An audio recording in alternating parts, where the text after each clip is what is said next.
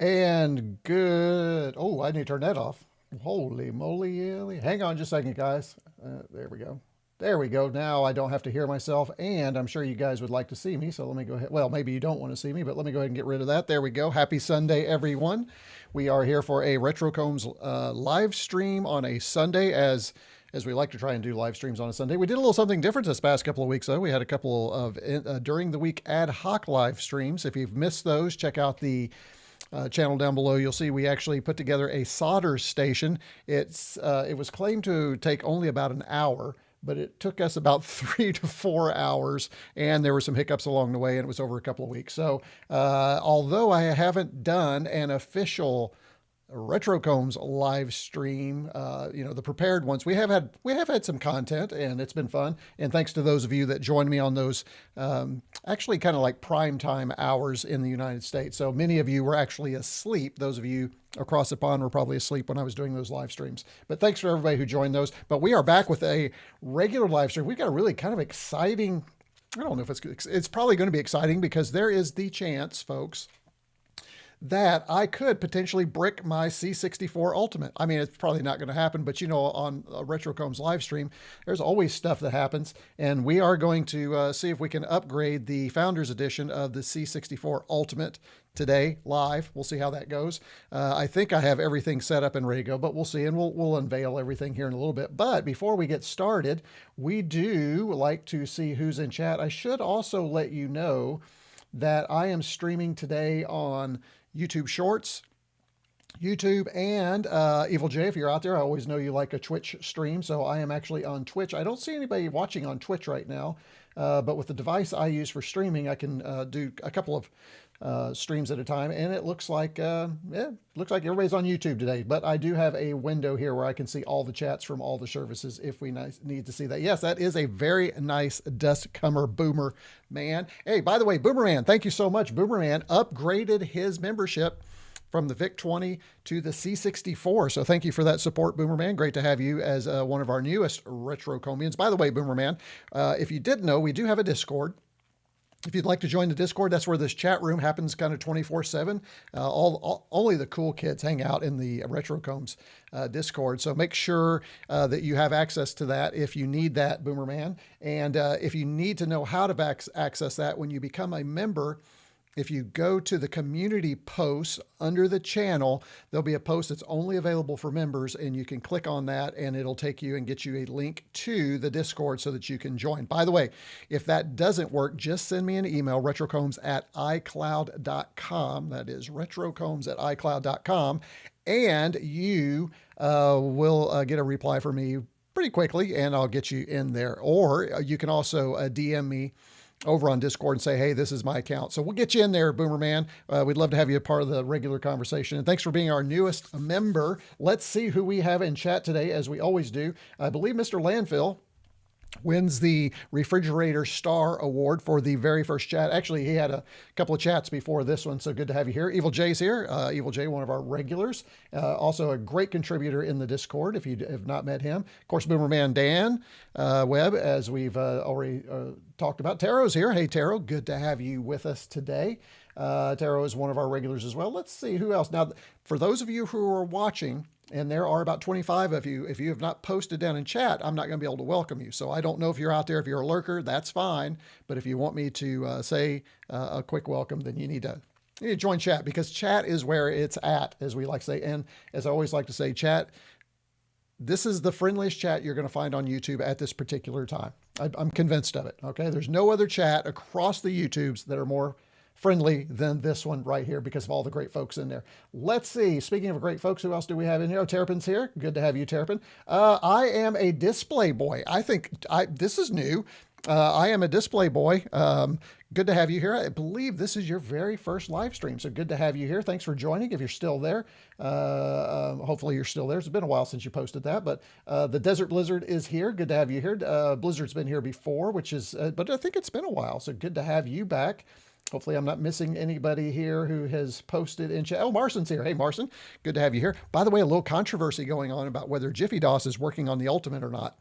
I'm not going to get involved in that controversy. I haven't tried it. I don't have Jiffy DOS, but you guys chat amongst yourselves, and it looks like you are doing that and trying to work out the the real deal on that. I love this. Here's Steven, kind of like here's Johnny. Yeah, love it. If you're a retro kind of guy like we are, we remember that reference, that's for sure. So thank you, Tara. That was a lot of fun to read that. Xander is here. Xander's so good to have you here. By the way, Xander has already checked out the super chat to make sure the super chat is functional. It is. If anybody else would like to check out the super chat throughout the live stream to make sure it's functional, do like Xander did and just kind of hit that super chat down there and say, hey, retroCombs, it's working. So good to have your support as always. Of course, you know, we just have fun with it, which is great. So thank you, Xander, for that.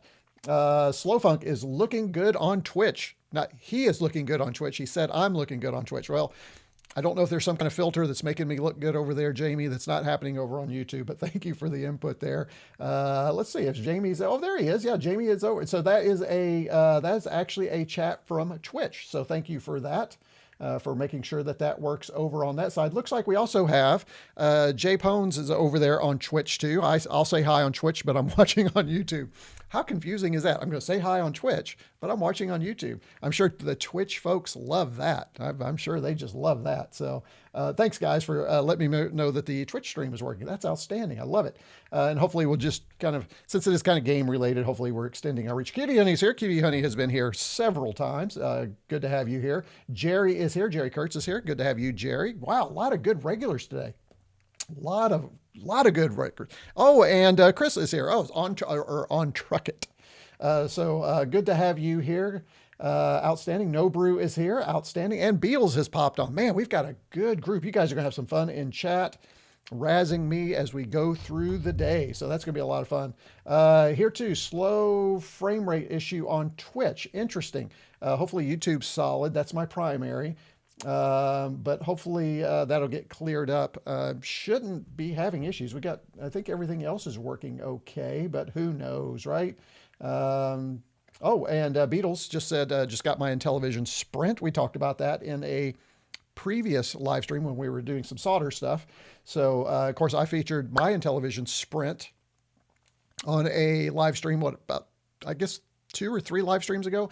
Interestingly, we have that upstairs on our big TV, and the lovely accountant and I have been playing Intellivision games. Neither one of us really, we kind of remember it, but we didn't have one. So Dan is here. Hey, Dan, good to have you here. Last minute hello. You're like right in time because we're getting ready to transition into the news items. So that's perfect. And I think that gets it. Good to have you all here again, about 26 of you.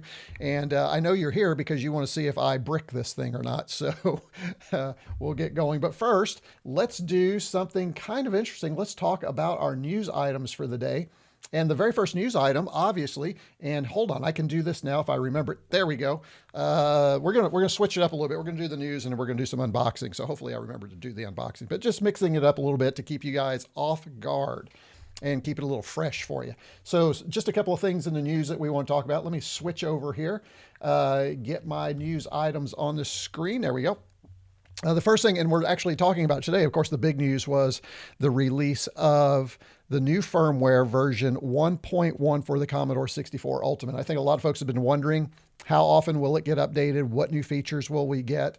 And so that has been probably the biggest news since I've had a retro live stream that we kind of haven't done. That's why I thought today would be fun just to kind of go through that process together. It's pretty straightforward, as we'll talk about. You dump it to a USB, hit a menu item, and hopefully it goes and works. But we'll get a chance to see how long that takes, and we'll take a look at some of the features, and then we'll play a couple of games with it.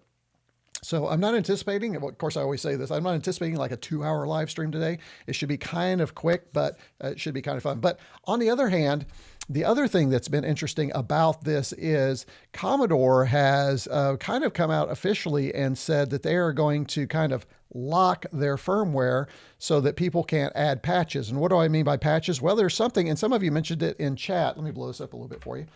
Before the stream started, that you were using Spiffy.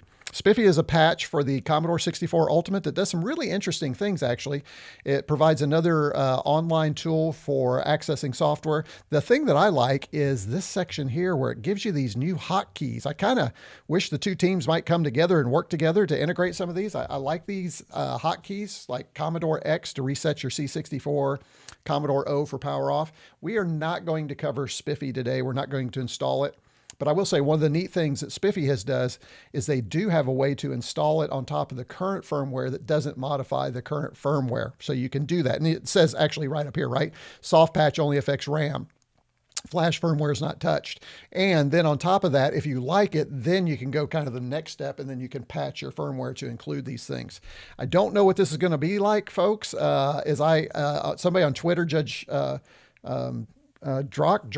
oh man, I can't remember his name. Judge Drock. Yeah, I think it's Judge Drock. Posted something on Twitter, and I said, let the firmware cracktros begin. Here we go. Just when we thought that pirating and all that business was out, now we've got Commodore once again back in trying to protect their firmware from patches that other people are doing, and it's just going to become a fun battle to watch. It kind of seems appropriate, honestly, folks, that we've got some Commodore big kind of locking things down, and then some other folks saying, oh no, Commodore, this is our community. This is our computer, so to speak. And it has been for the last 20 years because you've not been anywhere, and we're going to keep patching these things. So kind of interesting. Love to know your thoughts down in chat. Go ahead and put those in chat, and we'll come back to it in just a minute.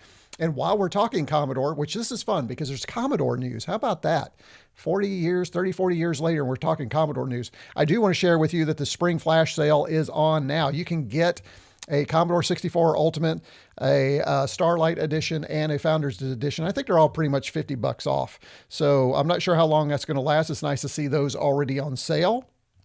So if you want one of these, or maybe you purchased one, but you want another variation, this might be a good time to get it. I doubt that the price is going to drop much lower than that, so it is a good time. Let's see.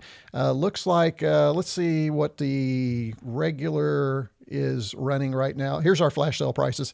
So you can see the Ultimate is $349. The Founders, which is still available, which is kind of cool. I'm not sure how many of those are left. I think did I have a note on that? Hold on. Let me see. Let me see here if there is only about 2,000 of the Founders are left, is a note that I have from an article I read. So could be less now. And then, of course, the 64 Ultimate Beige. Folks, for me, unless you just really want this true experience, I highly recommend the Starlight Edition right now, especially at that cost where the Ultimate Beige is not $50 off. It's about $25 off. So for about $25 more, you can get the LEDs, and then you can get the full features, the full function, because we're going to see some software that's going to take advantage of those integrated LEDs. You probably want that. That right now is probably what I'm suggesting to everybody. I have the Ultimate. I will say the LEDs with the Ultimate, it's kind of cool, but it all has a gold sheen to it. I almost wish I had one of these, but I had to have, for the channel, I had to have the Ultimate. So I think that's a pretty good deal right now. One more piece of Commodore news, and this wasn't really much news to me, but it was a lot of hubbub online about this guy. I don't know this guy. I can't even pronounce his last name. Larry, you guys tell me. Harb or Harib? I don't know. He joins Commodore to help shape the future of the global community. So just when we're talking about firmware and people trying to patch firmware, we got this guy coming in from the Xbox community who is going to help be a community development advisor, where he will help support and expand the global community surrounding the iconic Commodore brand. Anybody know this guy from the Xbox days? Post that in chat. I was not an Xbox guy at all. I was a Sony PlayStation guy, but evidently he was well thought of in the Xbox community, bringing the community together, sharing ideas, getting feedback. He's widely known for his work as Major Nelson. You know, as someone who's actually held the major rank. I'm not sure where the major comes from. Is that just a nickname, or did he actually serve? I don't know. I have to check him. I should have done more research, I think, where he spent more than 2 decades helping shape the relationship between players and the Xbox platform. Again, does anybody know how to pronounce his last name? Please put that phonetically in chat for me. I don't want to diss the guy. I just don't know him. So for me, it didn't mean much, but for a lot of folks, a lot of people think this is really good news. And what I think is also interesting, I don't know that we know, is he actually being paid for the gig? How does all that work with new Commodore? We're now learning. I do love that we are getting these regular types of announcement and press releases, though. That's kind of cool. Tell you what, while we're about halfway through the news items, let's take a quick look at our chat here and see what you guys think about all of this. Let's see. Let me go back here. Nubro says, hey, y'all retroCombians. Also here, but busy doing other things. Well, we're all doing other things. Half the people watching this stream are doing other things. Well, That's probably generous. I would say 2/3 of everybody watching are doing other things. By the way, not sponsored, but today's drink is caffeine-free L80. No sugar, no caffeine. What's the point? But I do have a run this afternoon, and I would kind of just wet my whistle is all I'm doing. And I needed to wet my whistle. All right. Let's see. Cutie Honey says he's already applied the upgrade to my Founders. Good. If we run into issues, we got somebody we can pull back on. Oh, looks like Jerry is here. Hey, Jerry. Let's see. Hello. Just got my, oh, we already talked about that. Once before I managed to join a okay, great. Live stream. If you remember, I was going on decisions between, oh yes, that's right. Did you have a different name? Was it a different name though? IM display, but maybe not. I do remember the conversation. Actually, that's been kind of a common conversation too on this channel, right? Yeah, Mislav's not here. I'm not sure where he is. He kind of intimated that he might be here in the Discord, but the C64U update has been curious to watch with the mouse feature. Yeah, we're going to see if we can get that. Oh, gosh, you know what? I was supposed to grab a mouse over here, and I forgot to grab a mouse. So we'll grab one here in a minute. I'll have to, you'll have to watch me walk away and come back, but we'll get a mouse. Thanks for that reminder. By the way, I'm a German guy. It was the Meatloaf stream. Oh, outstanding. Guten Tag. So good to have you here. Just for grins and giggles, I was born in Wiesbaden, so I have a little bit of German background there. Hello all, lurking for a bit. Good, Jeffrey. Hey, by the way, if you've not checked out, if you're a Mega 65 guy and not checked out Jeffrey's channel, make sure you check out his channel. He does some fun things with the Mega 65 and games. So good to have you here, Jeffrey. Thanks for joining today. And actually, Jeffrey, I think this is the first time you've ever joined one of my streams, so good to have you. We kind of see each other in the Mega 65 community, but good to have you here. About hotkeys, many of those shortcuts will collide with existing C64 software. Yeah, some of them will. You're right. So it's interesting that they can't. And I'm sure there's a way you can deprogram, or maybe there's some way that the firmware can be updated later so that once you load something in a certain area of memory, those are deactivated. I would hope that we could do that. So hopefully we can get something like that. I don't know. Dumb. Jeffrey, there you go. Now I want to play Bear Essentials. All right, good. That flash sale came 1 or 2 days after I had ordered. Oh, man. And probably not like Amazon where you can get a return on your savings, right? The Desert Blizzard. There you go. So Beetle says, yeah, I used to watch his Xbox review. So he had sounds like he had some kind of channel on YouTube, maybe something that he was doing. Yeah, Major Nelson was the Xbox man for me back in the day. I'm wearing these today because we are going to be doing, actually, I don't want these right now. Let me get these off. I don't know why I'm actually doing that. Taro says, Core i64 has the LED strip for sale that fits. I saw that, C64U. Of course, it's not the visible, but I'm thinking about, I think if you have a beige version, that would be a good purchase, Taro, because at least that way you get to take advantage of some of these things. I probably will need to get the lovely, RetroCat one of those, because I bought her a beige for Christmas. And by the way, bad dad here. She and I still haven't gotten together so I could get that to her because it came after Christmas. So she and I've got to get together. I've just been swamped at the paying gig. Haven't been able to do that. Stuart, good to have you here. Thanks for joining. Let's see, not sure how to pronounce his last name. Always just heard Major Nelson. There you go. We'll just call him Major Nelson and call it a day. Let's see. Oh, here we go. Xander says, Larry, herb. Okay. Like the herb plant. It is pronounced grib with a silent. It is not pronounced. Okay. It is not pronounced H. Thank you, Xander. Perfect. Doing a little research for us. That's outstanding. Oh, cheers. Oh, you're very welcome, Jeffrey. Always enjoy. Meatloaf on the bread bin. Got it. Yes. Very fun channel. Yes, I assume you're talking about Jeffrey's channel. Yep.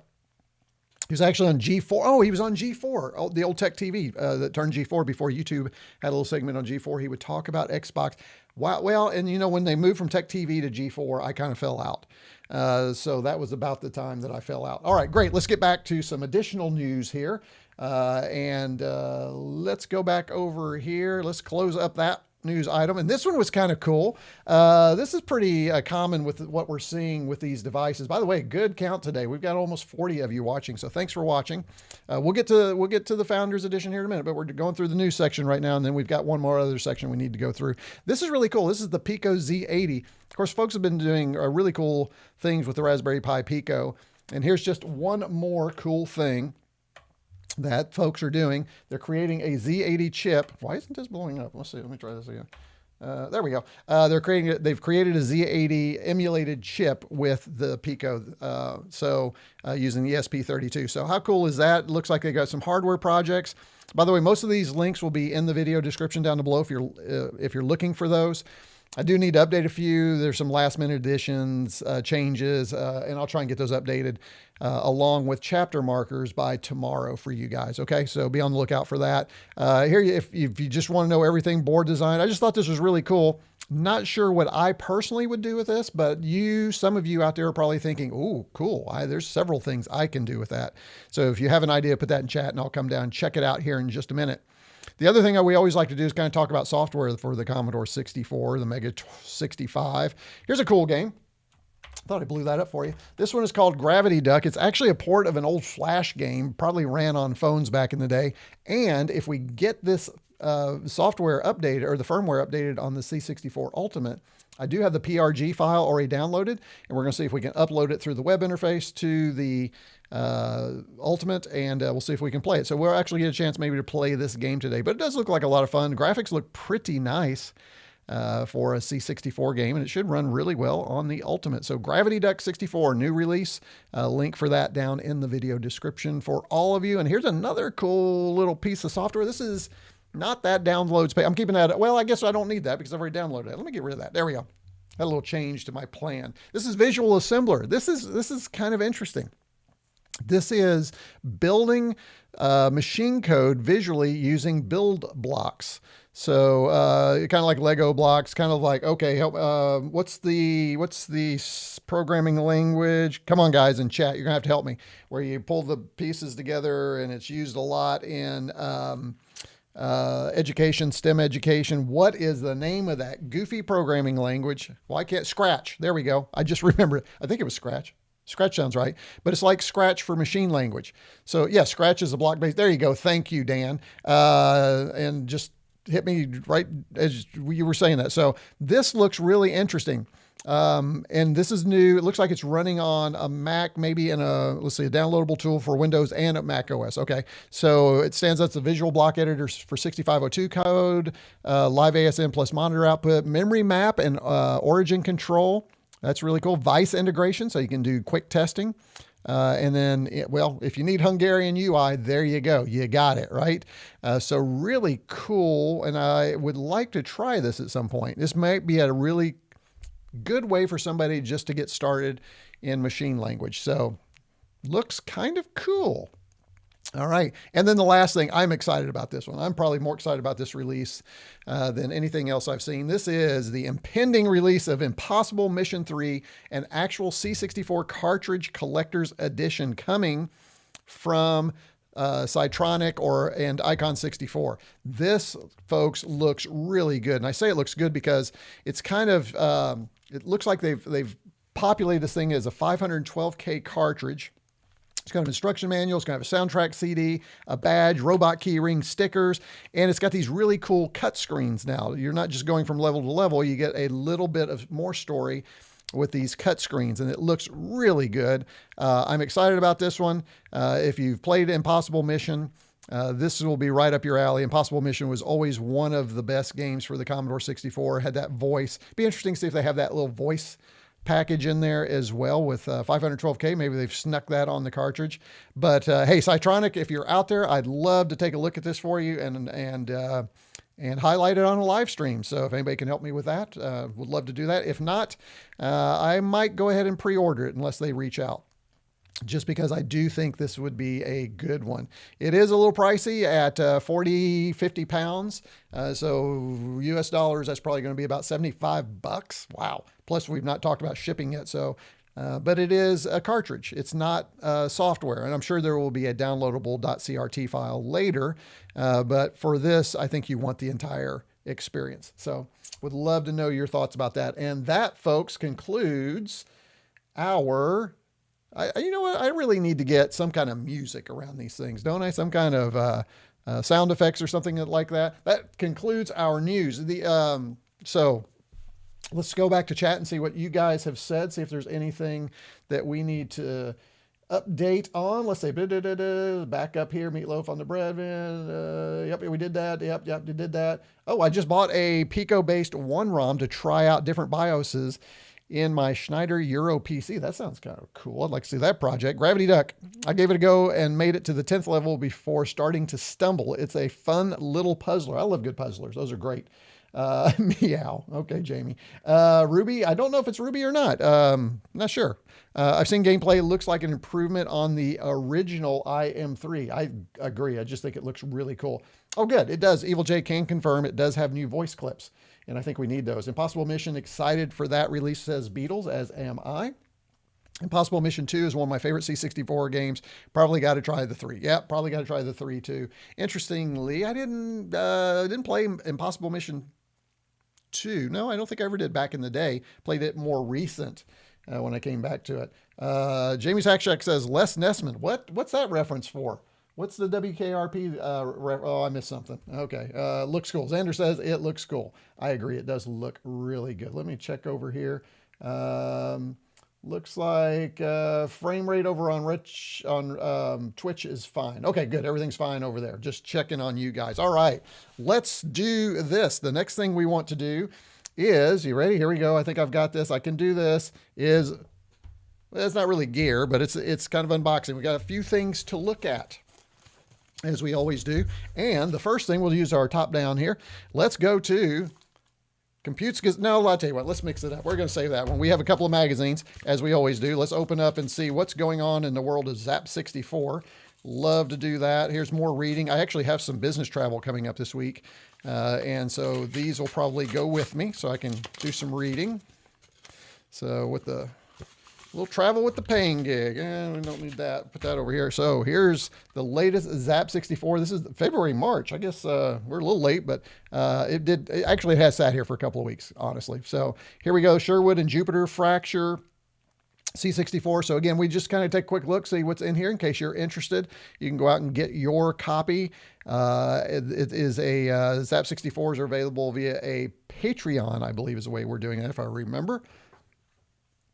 So newsflash, cover mount, all those things right here. We do have a Mega 65 section, Dan Sanderson. I'm not sure if you're helping with that one. I know you are in the Computes Gazette, so we'll take a look at that. But here we go. Blocks, here's some a new game that's available. Lemmings marches onto the C64 with ambitious new port. Oh, very interesting.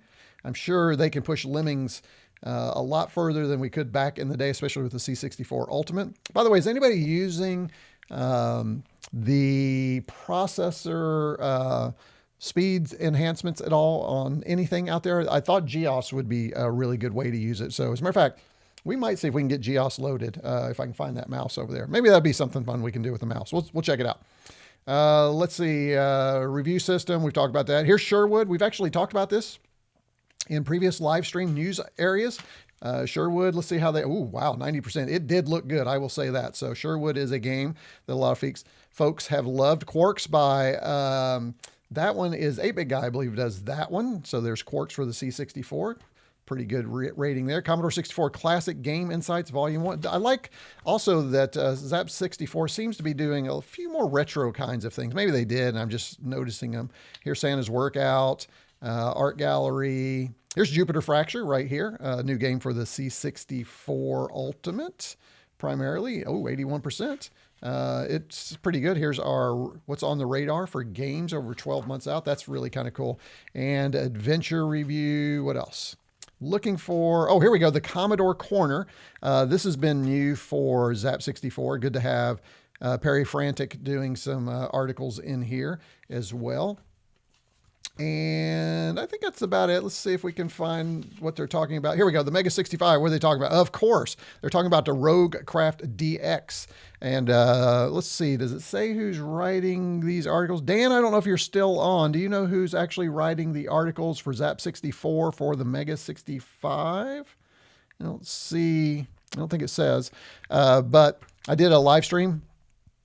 Was it a live stream? No, I did a prepared video. I'm sorry, for RogueCraft DX for the Mega 65. If you've not seen that, make sure and check it out on the channel down below. Oh, also Spring. I actually was honored that Gerche reached out and let me do a review of his family created Spring. So check that video out too. So Roadcraft and Spring, two completely different types of games, two completely different ways to develop.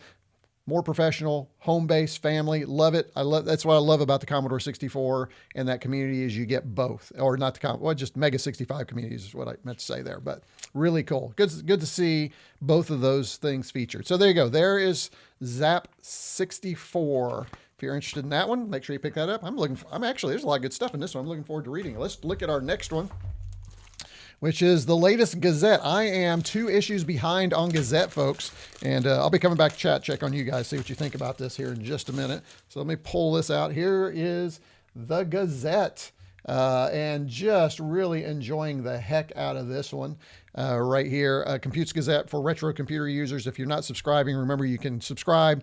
I believe you can get individual editions as PDFs. I had to have the paper. I just did. It's part of what I wanted. And this edition is Anarchy in the UK. So again, I don't like to give too much of this away because I want you guys to go out there and get that subscription or support them. But just some fun things that maybe encourage you. The articles, I think this is not the articles, the letters to the editor, still one of my favorites. I always enjoyed reading the letters to the editors in the previous versions of Run, Computes Gazette, all those magazines back in the day. So article about the Sinclair.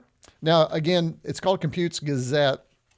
Computes Gazette originally was more Commodore focused, but in our world today, it does make sense that it is focused on all things retro. And it has just been fun to learn more about. Oh, look, there's our guy, Jack Trammell, right there. Curious how he comes into play in Anarchy in the UK. Who wrote this? This looks like a really good article. Wow, this looks like a lot of fun. John Knight. What's John Knight's story? John Knight looks like he spent some time writing this article. Don't see where it is. Let's see. Don't see his bio. I'm sure it's in there. I probably just missed it, but that looks like a really good read. Again, I think this magazine's just getting better and better too as they find their way. Commodore 64 Ultimate Utility buttons. That's kind of cool. Here's the Penultimate 3. We talked about that in a previous live stream. Kaboomania, Lost and Found. Interesting. C64 Ultimate on the web. There you go. Kind of some of the things we'll be talking about today. Here's some really cool ways to send HTTP requests. Need to read that for sure. The new firmware, that's probably going to be even more beneficial. And here's Ultimate Word Search. So here's our type-in program. The Commodore corner here, very cool. The GEOS column, that's been fun reading that. We'll take a look probably at, hopefully, maybe GEOS today, dialing, BBSs. Every issue takes a look at a podcast. I don't think they're doing YouTube channels. Maybe they are, but I think right now it's just podcast. And it looks like they're doing This Week in Retro as their featured. Good podcast, by the way. Love the guys over at This Week in Retro. If you're not listening to that podcast, it is one you should be listening to. All right, let's see. FujiNet report.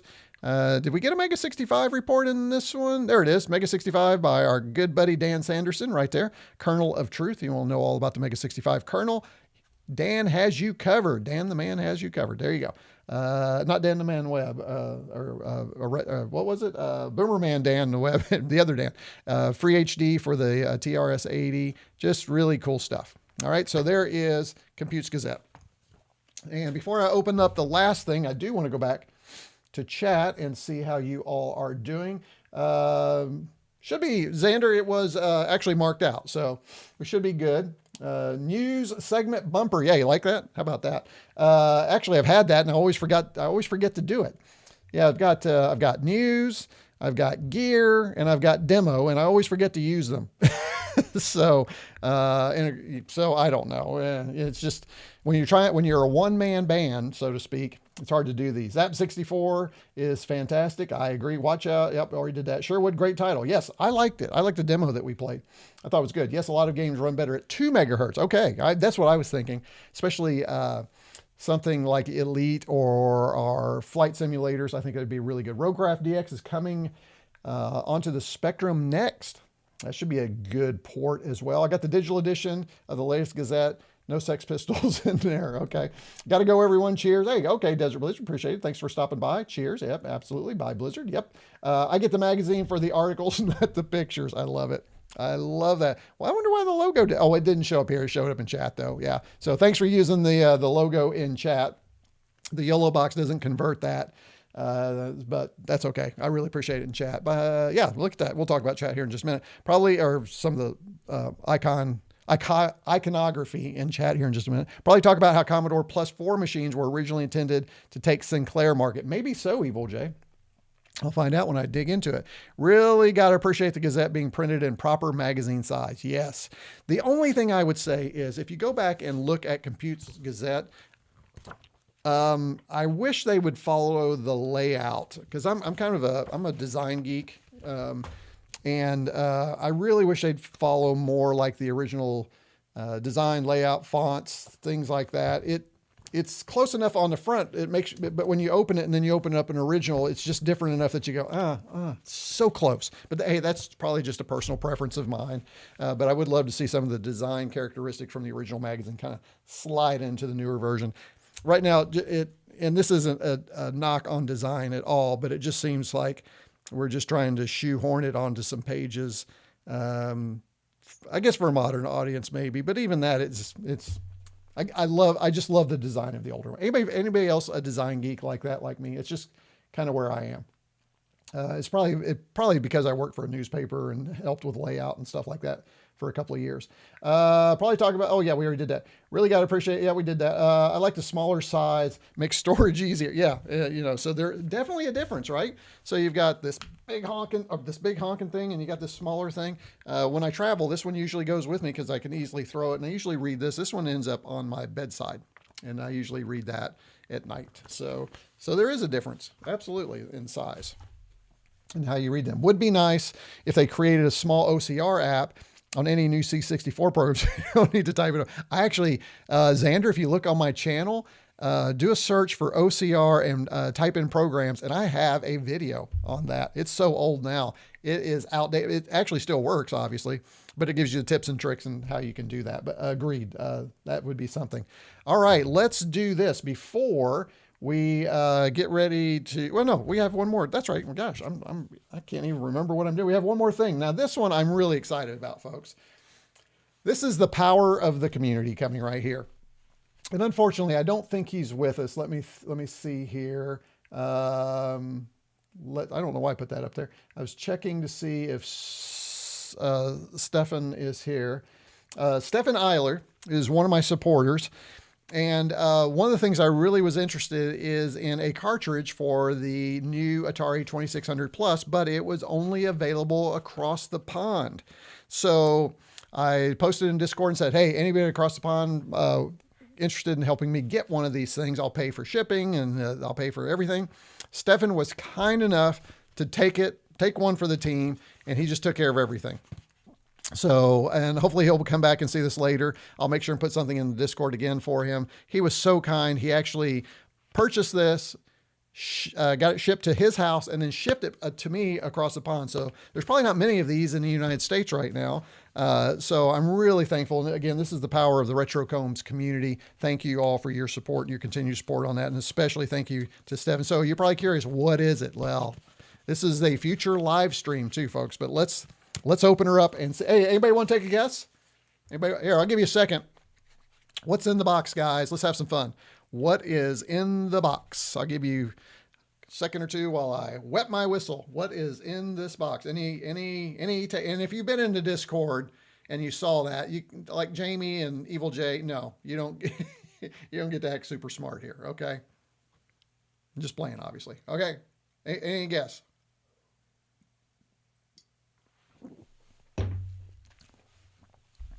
Uni cartridge for the Atari 800 XL. Very close, Xander. Very close.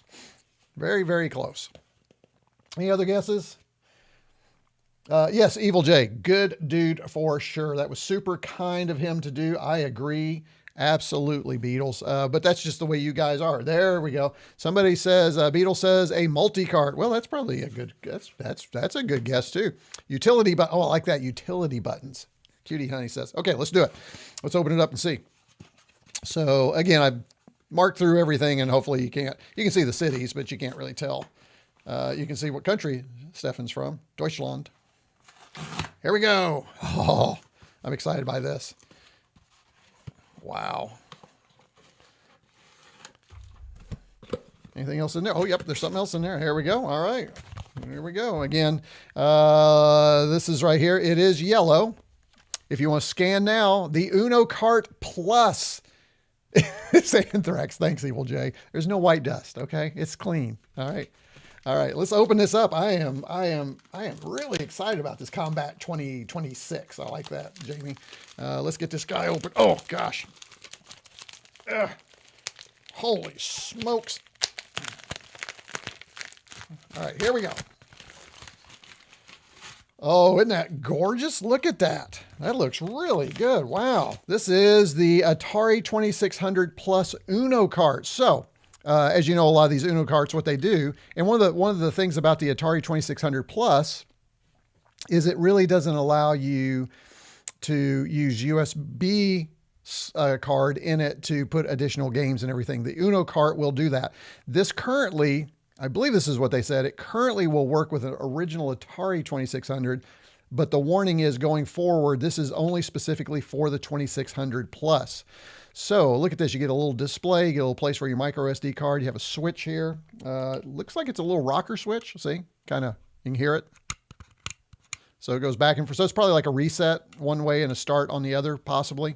I'm not sure. Looks pretty nice. Can't tell. This is 3D printed. Nice job on the 3D print though. And it's got a couple of screws here. So the Atari 2600 in yellow, because I have the Pac-Man edition of the Atari 2600. Actually, I have a regular and an Atari. That's how ate up I am. So we are going to look at this in our next live stream. So if you're interested in that, give me a thumbs up. Let me know what you think. I think that would be a good topic for a live stream, and tell me the games that you think we need to try on this thing. We do have some instructions here. Oops, shoot. Hopefully you didn't get all that. I think I got it out of the way before you got that. Oh man, coarse piece of paper with somebody's information on it. Hopefully, again, I got that off there. But here is the information. The Uno Kart Plus represents an evolution. Development is primarily oriented towards the 2600 Plus, yet it also empowers users to relish timeless 2600 games. Oh, on the new Atari 7800 Plus as well. There you go. That is cool. All right, so we will take a look at that. We're not going to spend time on this because this will be the highlight of a future live stream. And if I can get something done for the other channel, it'll actually coordinate with this, and then maybe I can show it all at the same time. So if you have your questions about the Uno Kart for the Atari 2600 Plus, save those for a future live stream. And again, huge thanks to Stefan Eilers for sending that, taking the time to do that. He was so great too in the Discord. We had a direct message. He was telling me when it arrived at his house, when he shipped it, and we were tracking it together. Just a gentleman and a great friend of the channel. And by the way, that's the other way that you can support the channel, is by doing things like that, which this is a perfect segue for dun, dun, dun, dun, boom. Boom, boom. There we go. Let's talk about how you can support the channel. How about this? Hey, if you've been looking in chat, one of the things you'll notice is folks like Beatles and Evil J, they have these cool little icons next to their names. Tani is here. Tani has the same thing next to his. He is in his 6th month. He's got his 6th month thing. There you go. Beatles is throwing up some of those icons that we have, and additional emojis that you can have in chat when you are a member of the channel. So lots of fun stuff, but you can go down below and you can become a member of the channel. We've got lots of different levels. We've got the pet level where you don't want anybody to know you're supporting the channel. It's just a little level there where you do that. You don't get access to the Discord, but if you go up to the next level, the VIC-20, are you sensing a theme? They're all Commodore related, right? See them all right there? Thank you, Mr. Landfill, for posting all those. You can become a member, and a lot of people in chat are already members. So, but when you get to the VIC-20 level, that gets you in our Discord. And the Discord is great because that's where this live stream chat happens all the time. Lots of great stuff. We have some great channels in there. If you're into 3D printing, we have that. Evil J, I think, pretty much manages that for us. Really cool. Jamie's Hack Shack. Love his channel. He's a neighbor also and a friend, so make sure you're subscribing to his channel if you're over here. But he also has a channel on the Discord where you can interact with Jamie if you'd like to do that. Appreciate him hosting that over and joining that in our Discord. And then we have one on basically every major retro channel. So just a lot of fun stuff.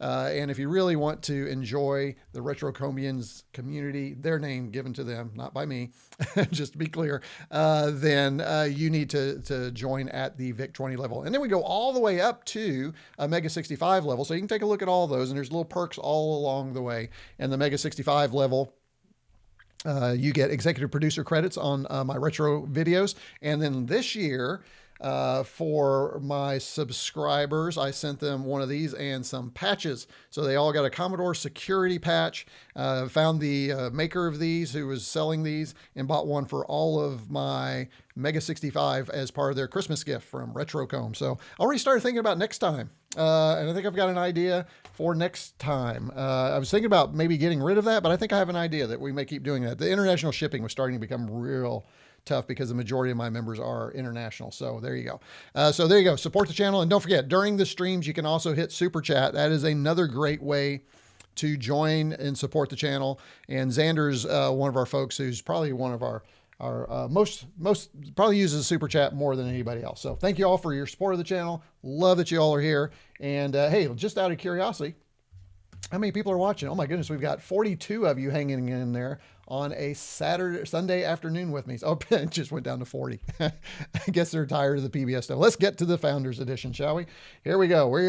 This is what we're going to do. We're going to see if we can get this guy upgraded. Now, to upgrade this, and I am going to go through the process, just not a lot, but I do want to show you, and I think I closed the page, didn't I? Yes, I did. The page that you needed, let me pull this back here, is, let me pull this, go here, and drag this down here.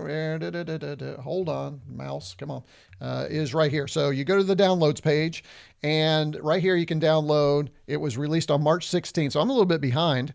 This is firmware for the C64 Ultimate, Beige, Starlight, and Founders Edition. I assume that will never be different between them. I have to assume that it'll be the same for all of them. But also, as I mentioned during a previous live stream, make sure you visit this page because there's some other things here on the download page that's kind of cool. So you got Commodore 64 Ultimate, the user's guide, which was written by Dan. Again, Dan Sanderson, who's in here. He had a part in that. Jupiter Lander 2, Jupiter Fracture. If you need that, you can download it.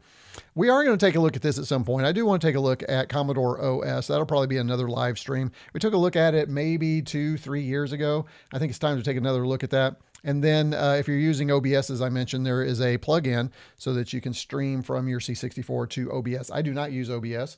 I use a Yellow Box Extreme for all my live streams. So that doesn't work, and it just captures directly. So that's what we're going to be doing today. So let's go ahead and show you what we have here today. This is the setup. Let's go ahead and remove. By the way, case by So Ready at eBay. I'll try and put a link in there. These were gifts to Mega 65 supporters one Christmas as well. retroCombs 64. They got these fun covers for their 64s, and they fit nicely on the C64U. Maggie over at So Ready is great. Make sure you go to eBay, search for So Ready. Tell her that I sent you. And here we go. Here is our here's our Commodore 64U. There we go. Hey, thank you to Chris for upgrading his membership to +4. Outstanding. Thank you for that. Chris has been a member for a while, and I think he's just taking some time to get that upgrade. So thank you for that. Appreciate it, Chris, for getting that upgrade. I wish that it doesn't really show the little upgrade thing, but if you look in chat, you'll see that just happened. So Boomerang Dan says, my first blog post in the olden days was about how to clean your mouse balls. All right. Everybody should know how to clean your mouse balls. That's for sure. I saw another, and so this is where this came from. I saw another channel try 6 mice and have issues with each of them. Well, here's what we're going to do. You know, while I'm saying that, let me get rid of that.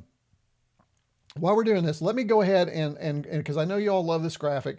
So hold on just a second. Let me go grab the mouse that I'm going to use and get that here since we're talking about the setup. So hold on. Don't go anywhere. Hang in there. Stay. Don't go anywhere. I'm bug zapping. Stay where you are. And I hope that I can find this thing while Oh my goodness, where is it? Oh wait, I think it might actually be, did I put it over here? Let's see.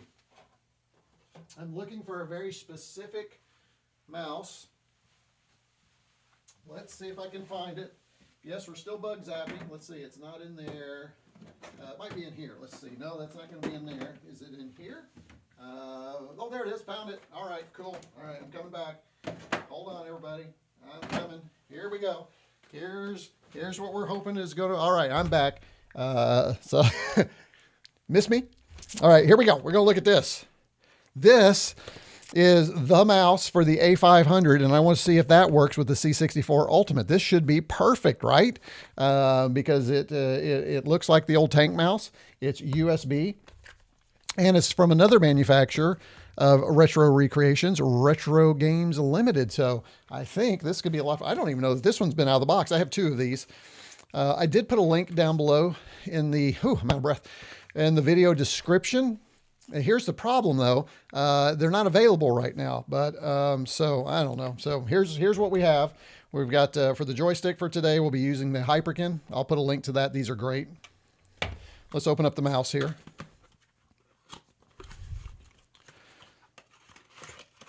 Yeah, I've not even opened this one yet.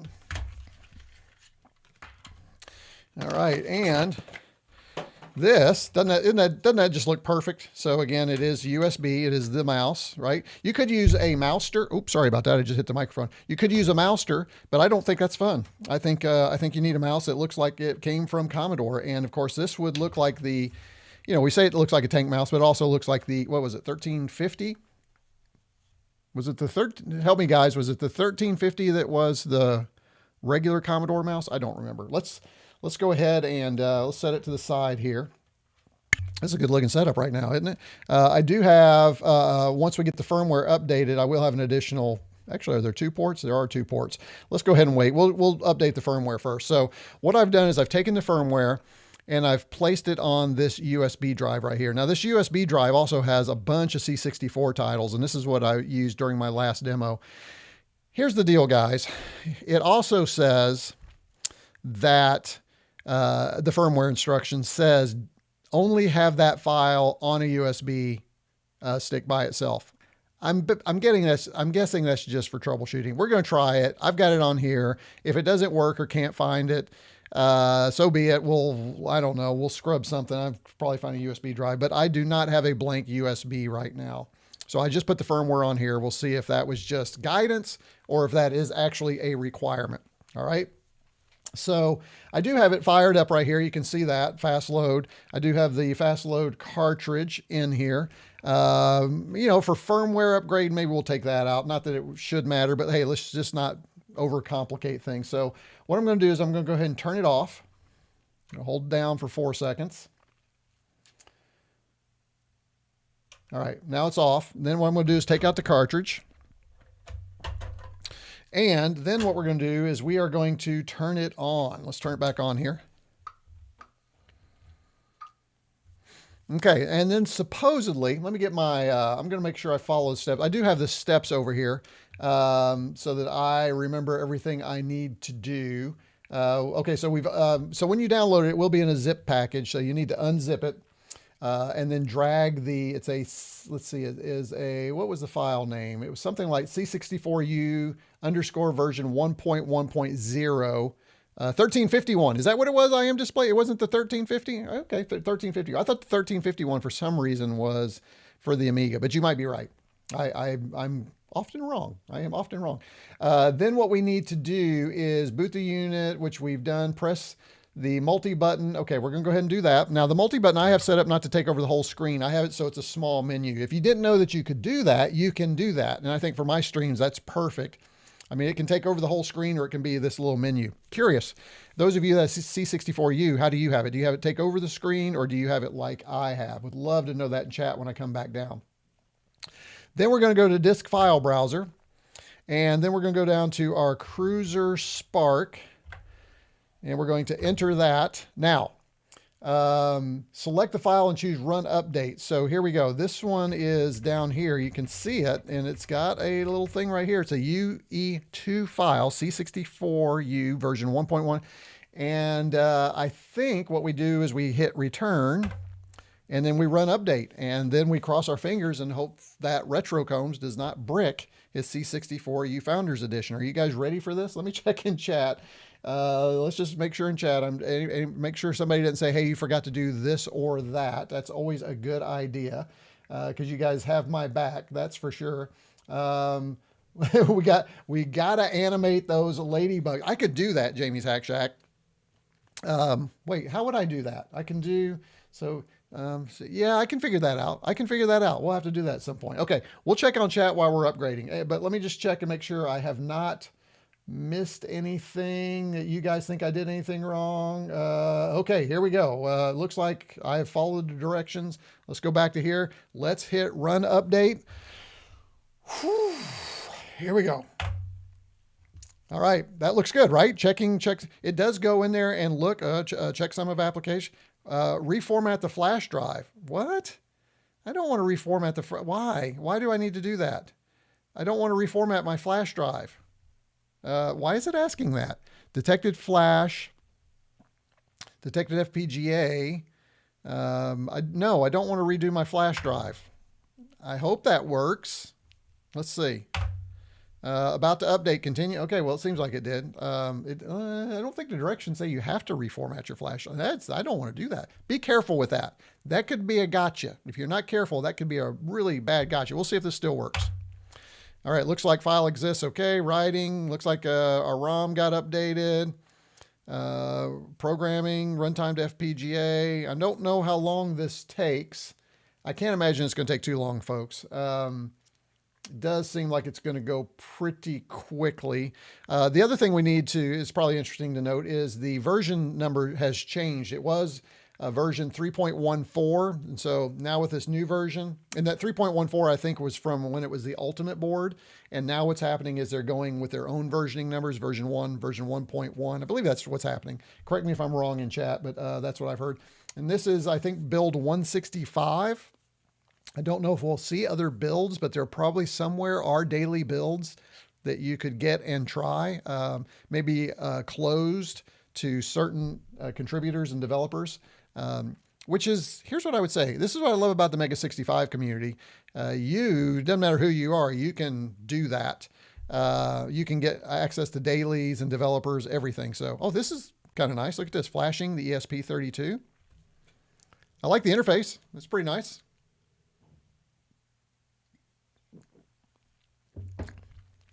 Flashing was a success. Let's hit return.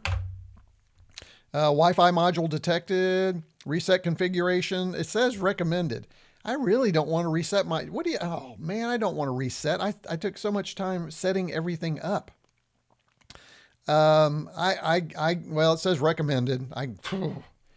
I don't know. Guys, what do you think? This is always the plush. Dan says flash is the internal storage for ROMs and config, not any external. Thank you, Dan. I appreciate that. I think we should probably say that somewhere. Now, again, if I'd read the instructions, probably not, but I think maybe some additional information might be good, because some folks may be like, sometimes you want to reset the config after a firmware upgrade. I don't know if one-to-one needs it. Okay, Dan, I'm going to go with your recommendation and say no. Just because I've done a lot of setup. All right. So let's try it and see what happens. Turning off machine in 5 seconds. Oh, that's kind of cool. It's going to do its own reset. That's nice. I like that. Glad to have Dan here, by the way. Dan's always good to have at your back when you are either upgrading your Mega 65 or your C64 Ultimate. Probably one of the most knowledgeable. So looks like it's completely turned off. So we'll turn it back on, and we'll see if we can find the menu that tells us what our firmware is. Okay, that worked. Everything's working, so we're good there. Let's go back to our, oh, good, let's go down to, I think it's our system info. Can I just go back up one? Yeah, no, you have to go all the way down. You can't cycle back through. So let's go to system information. And looks like we have, there we go, software version 1.10. All applause, everybody. retroCombs actually took care of, hey, Mizlov's here. Yeah, standing, Mizlov. Good to have you here. We just upgraded the Commodore 64. So success on the retroCombs channel with a firmware upgrade of the Commodore 64 Ultimate Founders Edition. Ooh, how about that, guys? Pretty excited about that. So let's see. Let's talk about some of the new features that we have with this before we get in here. So first of all, and we have talked about it, so I'll flop back over here. I'm looking at some notes over here, so hang with me and then we'll come and chat here in just a minute and check on you guys. First of all, USB mouse support. Plug in a standard USB mouse. And then test navigation and movement, try in menus or GEOS. So evidently your mouse would work in our menus. We're going to check, we'll try that. That'd be a good quick way to see if our mouse is working. So we'll remember that. This, I'm not quite sure I understand. LED music detect mode. Enable LEDs that play a SID tuner game with sound to watch the keyboard. Didn't it do that before?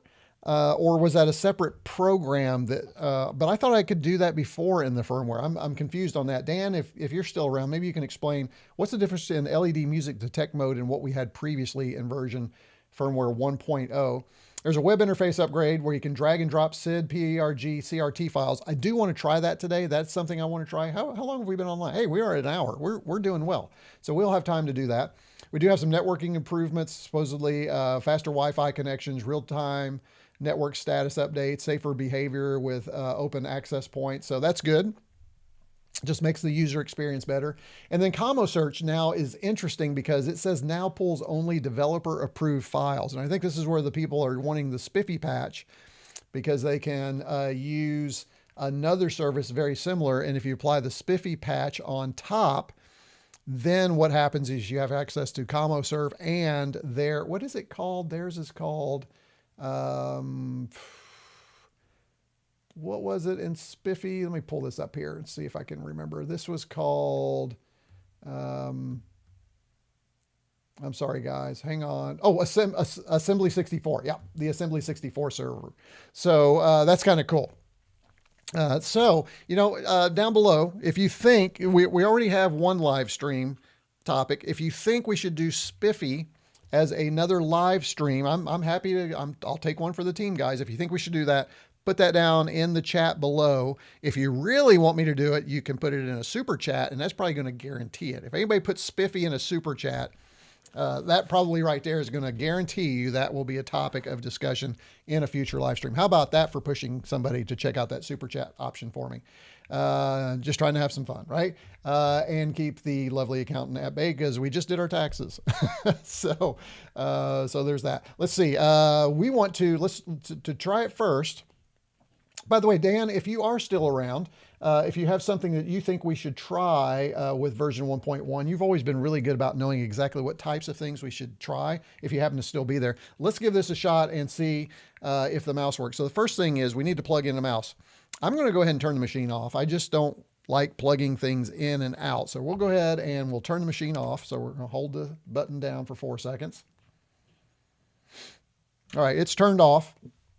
And then I'm going to remove my little C64. Actually, I think aren't there 2 ports? I don't remember, but I think there are actually, yeah, there are actually 2 ports. Let's go ahead and plug them both in. Let's go ahead and plug our mouse in. Maybe plug our mouse in. Hold on right here. Let's plug that in right there. All right, there we go. And then let's plug this one over here so we have access to everything. We have access to all kinds of fun stuff. We have access to games and programs. We have our mouse plugged in with USB. We've got our joystick over here. We have pretty much maxed out our C64 Ultimate. This is like the dream machine we'd all wish we'd had back in the day. I think I saw some traffic here that I need to acknowledge. And yes, it is Spiffy. Mislov has called it. Mislov is one of our executive producers. By the way, Mislov, excellent. Good to have you here. Thank you for making sure that the super chat is still working, and Mislov has just sealed the deal. I will take one for the team in a future live stream, and we will do Spiffy on the Commodore 64. Okay, so here's what we'll do. If that should be priority over this, you have an opportunity. If you think that the Spiffy should come before the Atari 2600 Plus, a super chat can get you there, okay? A super chat. For now, this is next and then Spiffy. But if you want to elevate the Spiffy before this, because I need to spend time with both of them actually, so I'd like to spend some time with this before I do it. But this is next time, so in 2 weeks, this is what we'll be live streaming. If you think Spiffy needs to be ahead of that, a super chat will do that for you. Okay. So there you go. Just fun ways that you can interact with me and help guide the show So, oh my gosh, we had 60 viewers there for a second, and then it just dropped down to 53. It's good, but great to have you guys. Okay, let's go back and let's turn this thing on now. So I'm going to turn it back on. We're going to check and see what's going on. All right. Okay, so the first thing oh my goodness, it's going on its own. Something's happening. Why is it moving? Here we go. This is it. So the mouse is plugged in right now, and it looks like it's causing my cursor just to spin out of control. Look at this. This is, so here's what I'm going to do. Or wait, maybe that's the keyboard or the joystick. Let me unplug the joystick. It's not the joystick. Interesting. I'm going to unplug the mouse. It was the mouse. How interesting is that, folks? Plugging in the USB mouse causes my cursor just to go brrrr. That's odd. And again, this is that's this, which I was hoping this would be an easy. Well, I'm going to plug it back in. I probably shouldn't plug it back in. Well, it's USB. It should be okay. We plug in USB stuff all the time. Let's try it and see what happens. Let's see if plugging it back in causes it to start doing its thing little dance across the screen. Okay, now, oh, that's interesting. Oh, I think I hit that key. Okay. Hey, get this. Don't do that. The keyboard doesn't work. I mean, it kind of works, but when you do that, the keyboard doesn't work. All right, we're going to turn it off. Interesting. How interesting. We are finding, okay, it's turned off. We are finding some quirks in the USB firmware. How about that? Only on retroCombs live stream will you find quirks, because if there is a quirk to be had, I'm going to find that quirk, guys. You guys know that. Let's see. Let's go ahead and turn it back on. Let's see again if it has the same. Okay, now that time it didn't do it. So very interesting. Now I'm going to move the mouse. So what I'm going to do is I'm going to take the mouse over here and I'm going to move it a little bit, and then we're going to see if anything happens on the screen. See if weirdness happens. Okay, nothing happening there. Interesting. Let's press a button. Okay, nothing happening there. So maybe we've kind of reset whatever. So now what I'm going to do, I'm going to move my mouse over here so it's a little more natural. I think that's important. And then what we're going to do is we're going to bring up our menu. Then supposedly the mouse works within our menu. It is not. The joystick's working. So the joystick, as you can see, that works. But moving the mouse, at least this particular one, is not working. So that is interesting. Let's see. I need something that I can use the mouse with. So let me see if I have, I believe I have, let's go to our Cruiser Spark. I believe I have GEOS 64 on here. And we are going to just load basic GEOS. I hope. Oh, I forgot to put in the, shoot. This takes forever to load. Let me go ahead and fire it down. Let's put in, it's not the fastest load, but it'll speed it up a little bit. Let me go ahead and add a couple of settings here. So hold on just a second. Let me turn this off. And we are going to see if we can get GEOS loaded and see if the mouse works. I'm plugging in the Epix Fast Loader here. And then I'm also going to activate the GEOS extra RAM too while we're in there. I think I can remember how to do that. Oh, it's been a day or two since I've done that. So let's go ahead and turn this back on. All right. And I'm going to be coming back in chat here in just a minute. Check on you guys, make sure I'm not doing something weird. So here we go. Let's go ahead and pull this up. And then I want to go to, I want to go to memory and ROMs. RAM expansion, we're going to go ahead and we're going to enable the Geo RAM mode. I believe that's how we do this. You'll also see I have the cartridge in there for the Epix Fast Load. For whatever reason, and I don't know why, I have that when I boot, it doesn't automatically use that for some reason. I'm still trying to figure this thing out. But we do have that. Looks like that's working. So then let's go ahead and reload our disk. So come back in here, enter, we'll go back in here, and we just want the basic There's down here. Hold on. We just want the basic GEOS 64. So we're going to come in here and we are going to mount. We're not going to run it. We're going to mount it because if I run it, it's going to reset everything. So we're going to mount, change drive type. Yep, that's good. And then with this, we can hit Commodore and run stop, and it should. Oh, thought it was Commodore and run stop. What's going on? Well, I'm not sure. Oh, the keyboard's not working again. The keyboard is not working. Look at that, guys. No keyboard. Very, very interesting. Keyboard is not working. So something is going on maybe with this mouse. I'm going to try something. This is not optimal, but I'm going to try it. We are going to do that thing where I just said we are going to run the disk. This is not really what you want to do because then that's going to clear. Let's just see what happens here. We'll give it some time. While that's loading, let's go ahead and come into chat and let's check on a few of you guys here. Let's see, where did I leave off? Mouse is also finicky plugging in running. Hey, Jan, Arjan, good to have you here. Thanks for joining, one of our regular viewers as well. Have you tried the web interface on stream before? I have not. That's one of the things that we hope to do today, if we can get the keyboard working, is I have a .prg file for a game that we talked about in the news segment that I want to drag and drop over and see if that works. So that's the other thing. And then we'll take a quick look at CommoServe. Other than that, that's kind of what we're going to say. We've got to work on this right now and see if we can get this working. Obviously, this is loading at regular speeds. So that's good. Spiffy. There you go. Boomerman Dan also says Spiffy. There you go. Outstanding. That will be our next live stream will be Spiffy instead of the Atari. So I will tell Stefan that we will do that one next. So thank you, Boomerman Dan, for helping make and drive the channel, our agenda. So great.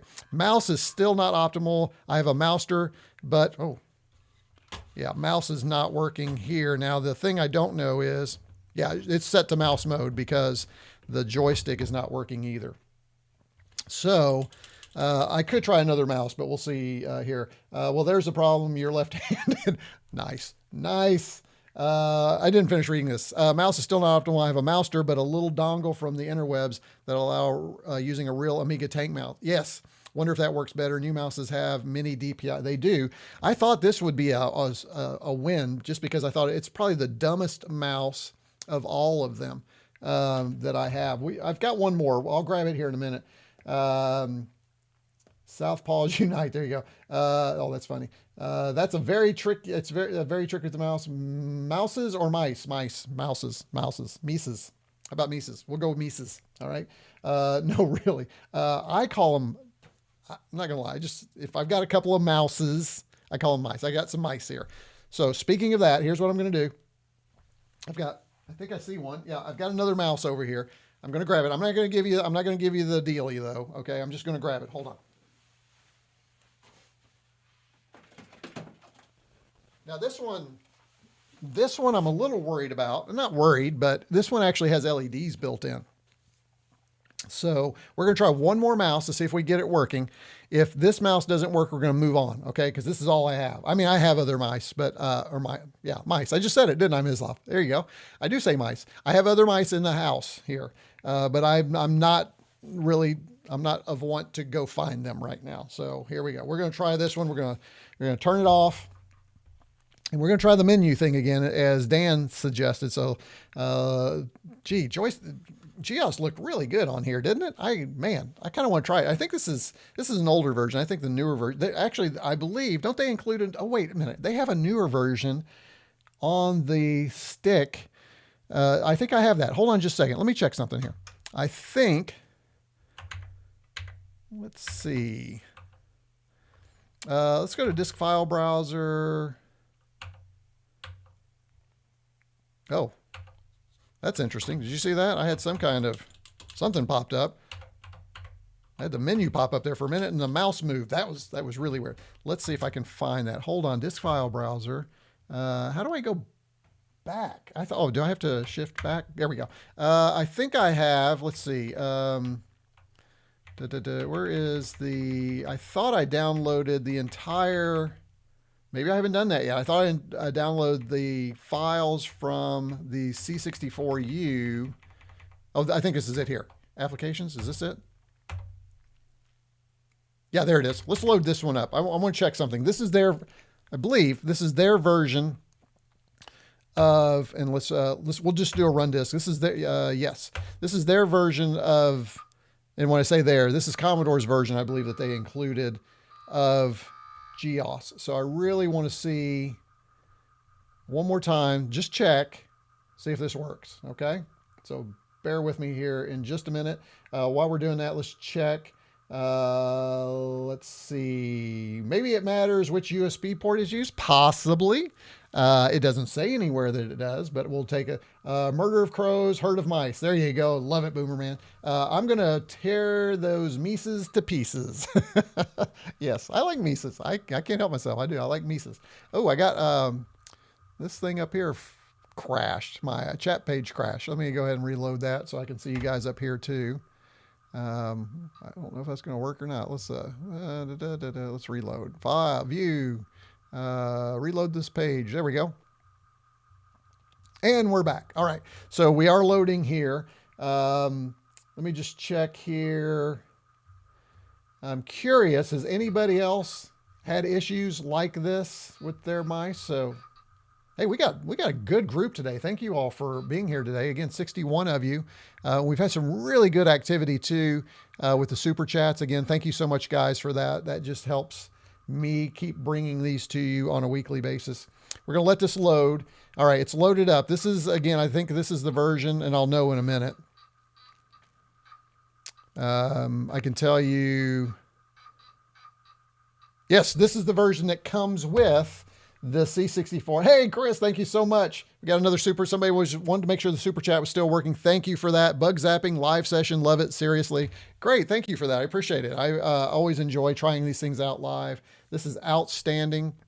So thank you so much for the super chat. I will always take a pause and a break to thank folks for super chats. You rock, Chris. Thank you for that. On truck to it. 6166. Thank you, On Truck to It. Also a supporter of the channel on a regular basis. So again, appreciate the super chat. Let's see if this mouse works here. Mouse does not work here. Here's what I'm going to do. Can I do that? No, I can't do that. So the question was, wow, that just looks, yeah, I was making sure that the mouse wasn't the default, and I don't believe it is. I think it is. I'm going to try, and again, I'm going to do it. I shouldn't do it, but we're going to do a live plug in, plug out first, unplug. So I'm unplugging this guy. Maybe it's just not standard enough. Maybe it needs to be a newer mouse. And this is pretty new. This is the Cinda mouse. I use it with my Raspberry Pis and it works great. I actually did a little video on it on my other channel. Why a mouse video? I don't know, but I just did because it looks really good with my Raspberry Pi 500. So let me see if I can plug this in. I need to look over. Hold on. All right. So the good news, folks, is, oh, I think there's really good news. Look at this. It lights up, and check this out, guys. Did you see that? I think, hold on. Oh, it works. Gentlemen, it works. Look at that. Oh, it is hinky. Ooh. Well, now when I say hinky, I'm moving it, but it is, look at that. So we do know now that, unfortunately, this is not a good purchase for your Commodore 64 Ultimate. So you need, so at least in my case, a normal standard modern mouse, the Cinda. I should probably put a link in the video description since we now know a mouse, and this thing's only like $8 or $9, I think. Since we now know that there is a mouse that works, I'll put a link down below so that you get exactly the same one I have. If you want one that is guaranteed to work, I shouldn't say guaranteed, but pretty close to guaranteed. Just because we know that it worked. Check that out. All right, so let's see. Here we go. So that it is really, ooh, it's touchy, and there's probably a way to configure it. A mouse pad would probably help. You know what, Dan? I don't know if Dan's here, but I probably need to use his mouse, but it's working. Look at that. Yeah, so here's our mouse control. Let's see if we can.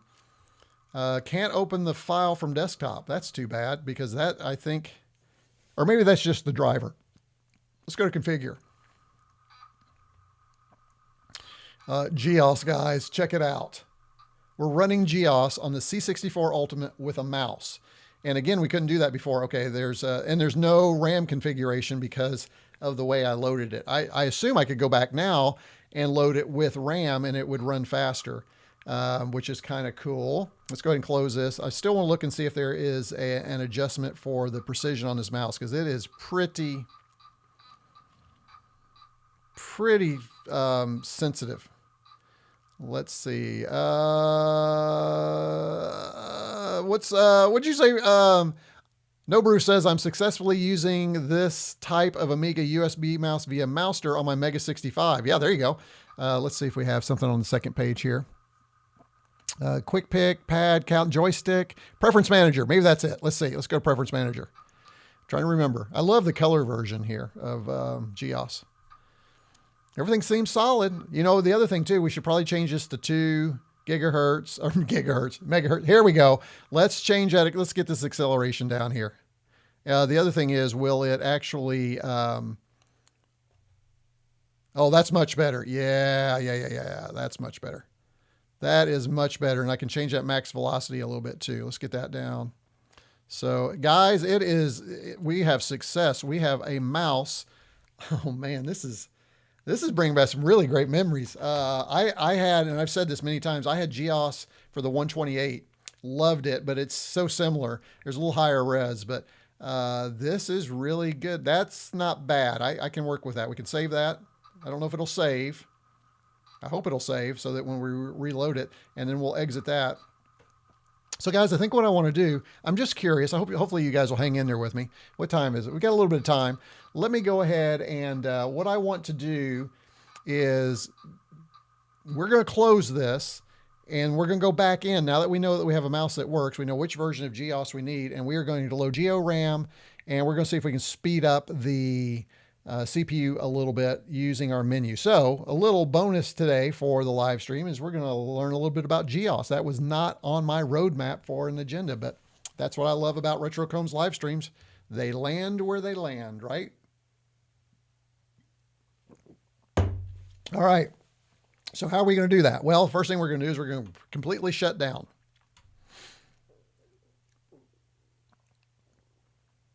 Okay. And then we're going to turn it back on. And then what we're going to do is go in here. Hey, let's see if the mouse was the problem. Hold on. I'm going to get rid of the menu. Let's see if the keyboard's working. Yeah, the keyboard's working. So not only did this not work, it messed up our keyboard. So certain mice are going to mess up your keyboard. If your keyboard's not working and you've got a mouse plugged in, unplug it. That's probably what is happening. Yeah, Beatles, you never know where the stream will end. And hopefully that's a good thing. Hopefully you're getting more than you even expected on today's stream. So let's go ahead and set this up. So what I want to do is come down to memory and ROMs. I want to set, well, it's interesting. It says the RAM expansion unit is set to GeoRAM mode at 16, but it didn't say that we had any additional RAM when we were actually in GEOS. So maybe it's just something I'm doing wrong. We'll figure that out.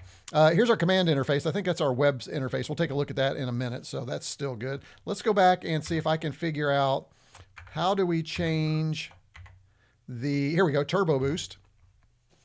Oh, it looks like I'm already at 2 megahertz. Maybe that's why I was having some problems with the mouse too. I am already running at 2. Let's try something different. I'm going to go to 8. I'm just curious. And then let's go ahead and go back. Oops, went a little too far. And then let's go up to our file browser. Let's go back to our cruiser. Let's enter that. Let's go back to our C64 applications. Again, these are the applications that came with the original C64U on the cassette USB drive, which is really cool. You see we have Paint. We should try that probably too, but let's go ahead first of all and do this.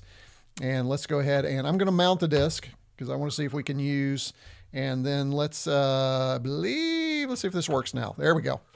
Now that the keyboard's working, we can use the fast loads quick key to load.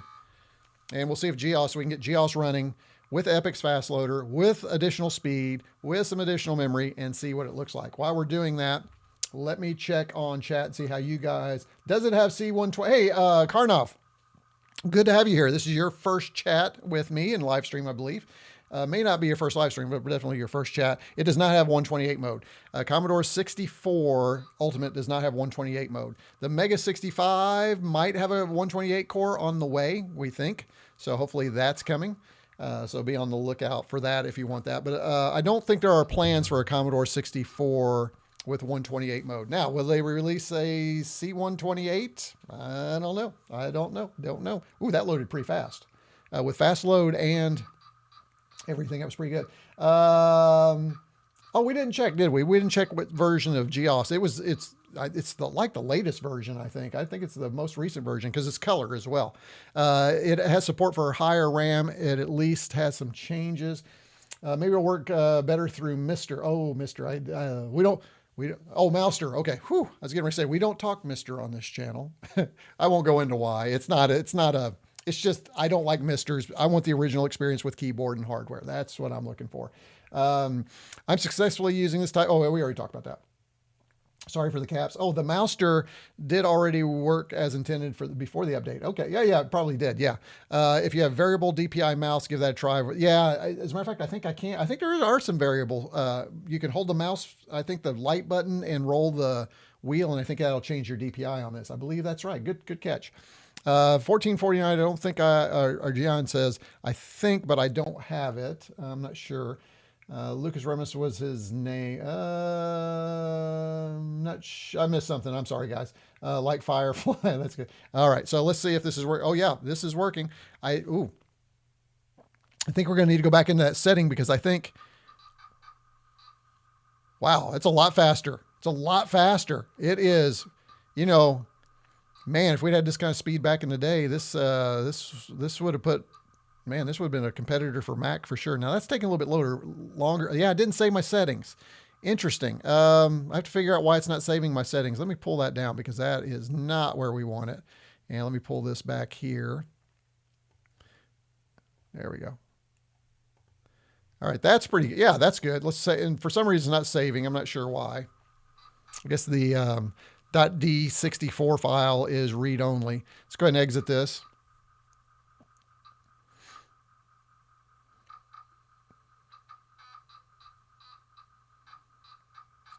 Oh, interesting. We have a drive B that just loaded. See that? Wonder what that is. What is drive B? I didn't think I had anything. Let's see. Operation unformatted. That was kind of odd. Let's see if we can find out what version. Uh-oh. Did it just die? Let's go back to here. There we go. So we're back. Let's see if we can figure out, is there a version on this thing? Info, GEOS info. Let's see.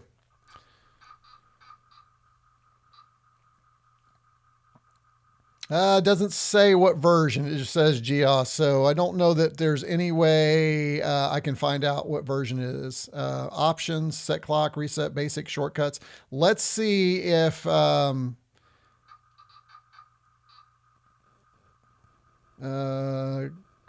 let's go back here. Where was that? I think it was, here's preferences. Can't be opened from the desktop. Okay. I think those are my preferences though. I think those are the ones that I just saved. Let's go to, where was it? Let me go back to page 1 here.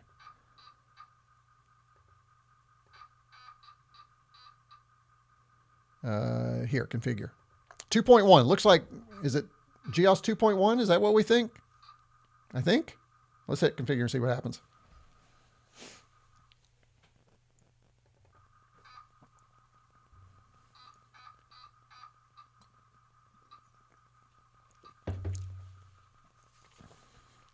Yeah, so RAM expansion still says 0. So I'm a little confused there. If somebody can help me out in chat, I'll do some research. But if you can help me out in chat, sorry, a little L8 there. Why that RAM expansion? Because I activated GeoRAM. I would have thought we would have had that. And that would actually speed everything up because it loads it up in RAM as opposed. So anyway, everything's working. We got a mouse. We got it working. Let's go ahead now. We're going to try one more thing. I want to try Funky Paint and see if this is a mouse program. Let's see if it works. And we're going to go ahead and just run the disk. So that'll reset everything and run it immediately. And let me check on chat here. I did press save that time. Mega 65 doesn't have a C64 128 core project yet. Good, thank you for that, Dan. But someone wrote an emulator that's kind of impressive. Yeah, those emulators are really wild. On the Mega 65, there's a +4 emulator. I have not tried them yet. That was actually something I was thinking about for a future live stream as well. Hopefully we'll be bringing the Mega 65 back to the table. So we've got... I'll make sure and write these down so I get these in order. So it looks like the order for live streams will be... Because this was actually on my roadmap. Is the C64 Spiffy, and then we're going to go to the Uno cart for the next one, and then I'm thinking I'm going to check out all those emulators on the Mega 65 because I think a lot of people would be interested in that and what they're doing. Okay, so now here we go. Now we have to choose the type of joystick or mouse. So I'm going to go, what am I going to go? Which one of those do I say? Do I go the 1531? Is that what we're emulating? I assume, or not the Amiga mouse. So yes, I'm going 4. I'm going 4. Am I going 4? I'm going 4. Okay, I went 4. So there we go. Let's see. So mouse type, port 2. Okay, we did. Do we have an REU? I had an REU in there. It was turned on. It's GeoRAM. Let's do it. 7. And there we go. Clear. Yeah, let's clear that. Clear, yes. Okay, that's clear. And the mouse is, folks, mouse is working beautifully. Oh, that's nice. I think I'm still at 10 megahertz too. Wow, look at that. That is gorgeous. And it's fast. Look at this. Woo. I mean, that is so much faster than probably what, look at this. And these are all moving up here. That's not, let's do something fun here. And let's go ahead and now let's intermix. Look at that. This is good, guys. This is good. The mouse, again, everything is flowing really nice. I wish I had kind of a dual screen. I don't have one set up, but that is working perfectly. Check it out. Let's see if we can mix. Yeah, see your tools up here? Here's a fill. I think that's a fill. Let's see if we can fill with a color and just see what happens here. I think that was a fill. Let's see if we can fill this area. Oh, I thought that was fill. Maybe it's not fill? Oh, maybe it's this one. Let's see. There we go. That's fill. That is very cool. Let's really stretch the palette out here. Let's go ahead and fill this one. Yeah, let's do this one right here. Yeah. So that is really looking good, folks. So this mouse is a win. This is, again, the Senda. I will, when this is over, if you want to know exactly which mouse I'm using, that does work. I'll get this in there for you so that you can find it. It is actually working perfectly. And I think what's cool about this one is I believe this comes in different colors. Again, it's just a cheap, inexpensive mouse, but it's always been, again, it's been really good with my Raspberry Pis. It's got a good feel. It's kind of a more traditional mouse too, which I like. Doesn't have a bunch of stuff on it, and it's working perfectly. So let me know. Let's check on chat, see what you guys think, and then we're going to try the web interface, and then I think we're going to probably, maybe we'll look at Commodore first really quickly. And then we'll do that. Let me see what you guys are saying in here. Yeah, GEOS today is so much more fun. I remember suffering with 1541 in the 80s. Absolutely. Configure is labeled 2.1. There you go. I think these colored icons came on GEOS 2. Yes, it was. The color icons were for 2.0 and onwards. Also, the year could be a hint. 2.1 probably then. Yes, I think it's 2.1. Setting, try setting it. Oh, hey, Indy3E, good to have you here. Thanks for joining the live stream. Try setting it up to 512 megabyte or to REU with 512 megabytes, then it should work. Okay, I will do that. We don't have time today, but I'm going to do that because I really want it to work. The other thing I'm curious, and maybe again, I just need to read the manual and do some research. Once I get all that configured, on the Mega 65, one of the things I love is the freezer. So I can get it configured, save that as a freezer. Does this have a freeze mode or a snapshot mode? I have not researched that yet on the Commodore 64, so that I can get everything set up, load it, and then I can instantaneously load it later once everything's set, so that we don't have to go through all that. It's something I still want to figure out. I think that can make the usability for the C64 better if I can do that. So I just don't know. I'm sure, probably. Yeah, I get it. We're all doing megabytes, gigabytes instead of kilobytes. I understand. Gotcha. Phil, there you go. Like the mouse, the RGB colors go nice on the C64U. I think so too, and you can modify those. I believe, yeah, with the little light button. So yeah, it does go really well. Landfill, there you go, Mislov. You can save config files. Yeah, I've been, yeah, I guess I just need to look at that. Yeah, so you're saying config files. Let me just look here real quick. So if I go here, let me just see what we have. Go back. Yeah, I'm sure somewhere in here. I'll play with it for sure. Okay, the other thing I want to do is I want to check out CommoServe real quick because there was some controversy around the new CommoServe with version 1.1 in that what has happened is they've limited it to only developer software. So they've removed some software that evidently had some license. I'm sure Commodore is just trying to protect themselves. Let's do a category and let's just type games. Or not type games, but get games here. And let's do a submit and let's see what's available. All right, so it doesn't look like there's a lot of, yeah, it does look like it's a shorter list. Now that I say that, it is only one page, guys. So as far as games go, this is it. So these are the ones they probably have license for. Let me go back here. I want to see, let's go back up here and change category to applications, apps. I think this is where I got Easy Script. Let's see. For apps, we have a GUI. Oh, here's interesting. GUI 64. Let's try and load that quickly. We do also have Ultimate Term. We're not going to be doing any term stuff today or BBSs, but let's go ahead and load GUI 64 and see if our mouse works with GUI 64. That could be good. And let's go ahead and do, I'm on CRT NTSC, I think right now. So let's load up that. Let's run it and see what happens. And the mouse works beautifully, folks. There we go. Now I'm still at 10 megahertz. Megahertz, 10 kilohertz. See, there you go. We're doing it. So here you go. You can, let's load this. How do we, it's not loading. Maybe I probably don't have anything in here. Let me go ahead and get rid of my menu too. Hold on a second. There we go. And let's go ahead and hit our little Commodore. So this is a work in progress, I think. More work to be done here. You can see it's really looks nice, though. I will say, if GEOS had looked like this, it's a little cleaner than GEOS. But yeah, it's just a good concept, but the mouse is working there too. So there you go. We checked out CommoServe. Everything seems, let me see if I can get out of here. How do we get out? Reset. Here we go. Are you sure? Yes. Let's reset. And that'll reset our machine. Oh, that's an interesting reset, isn't it? I'm curious. Let me check something. No, it's not there. So, but very curious is, play with that a little bit more. So now what I want to do is I want to look at that web server. Because as the Commodore 64 is turned on, there's also a web server. I believe I already have that turned on. I'm going to check. Let me check my instructions over here. By the way, if you are watching over on the Shorts feed, you've only got about this much of the screen.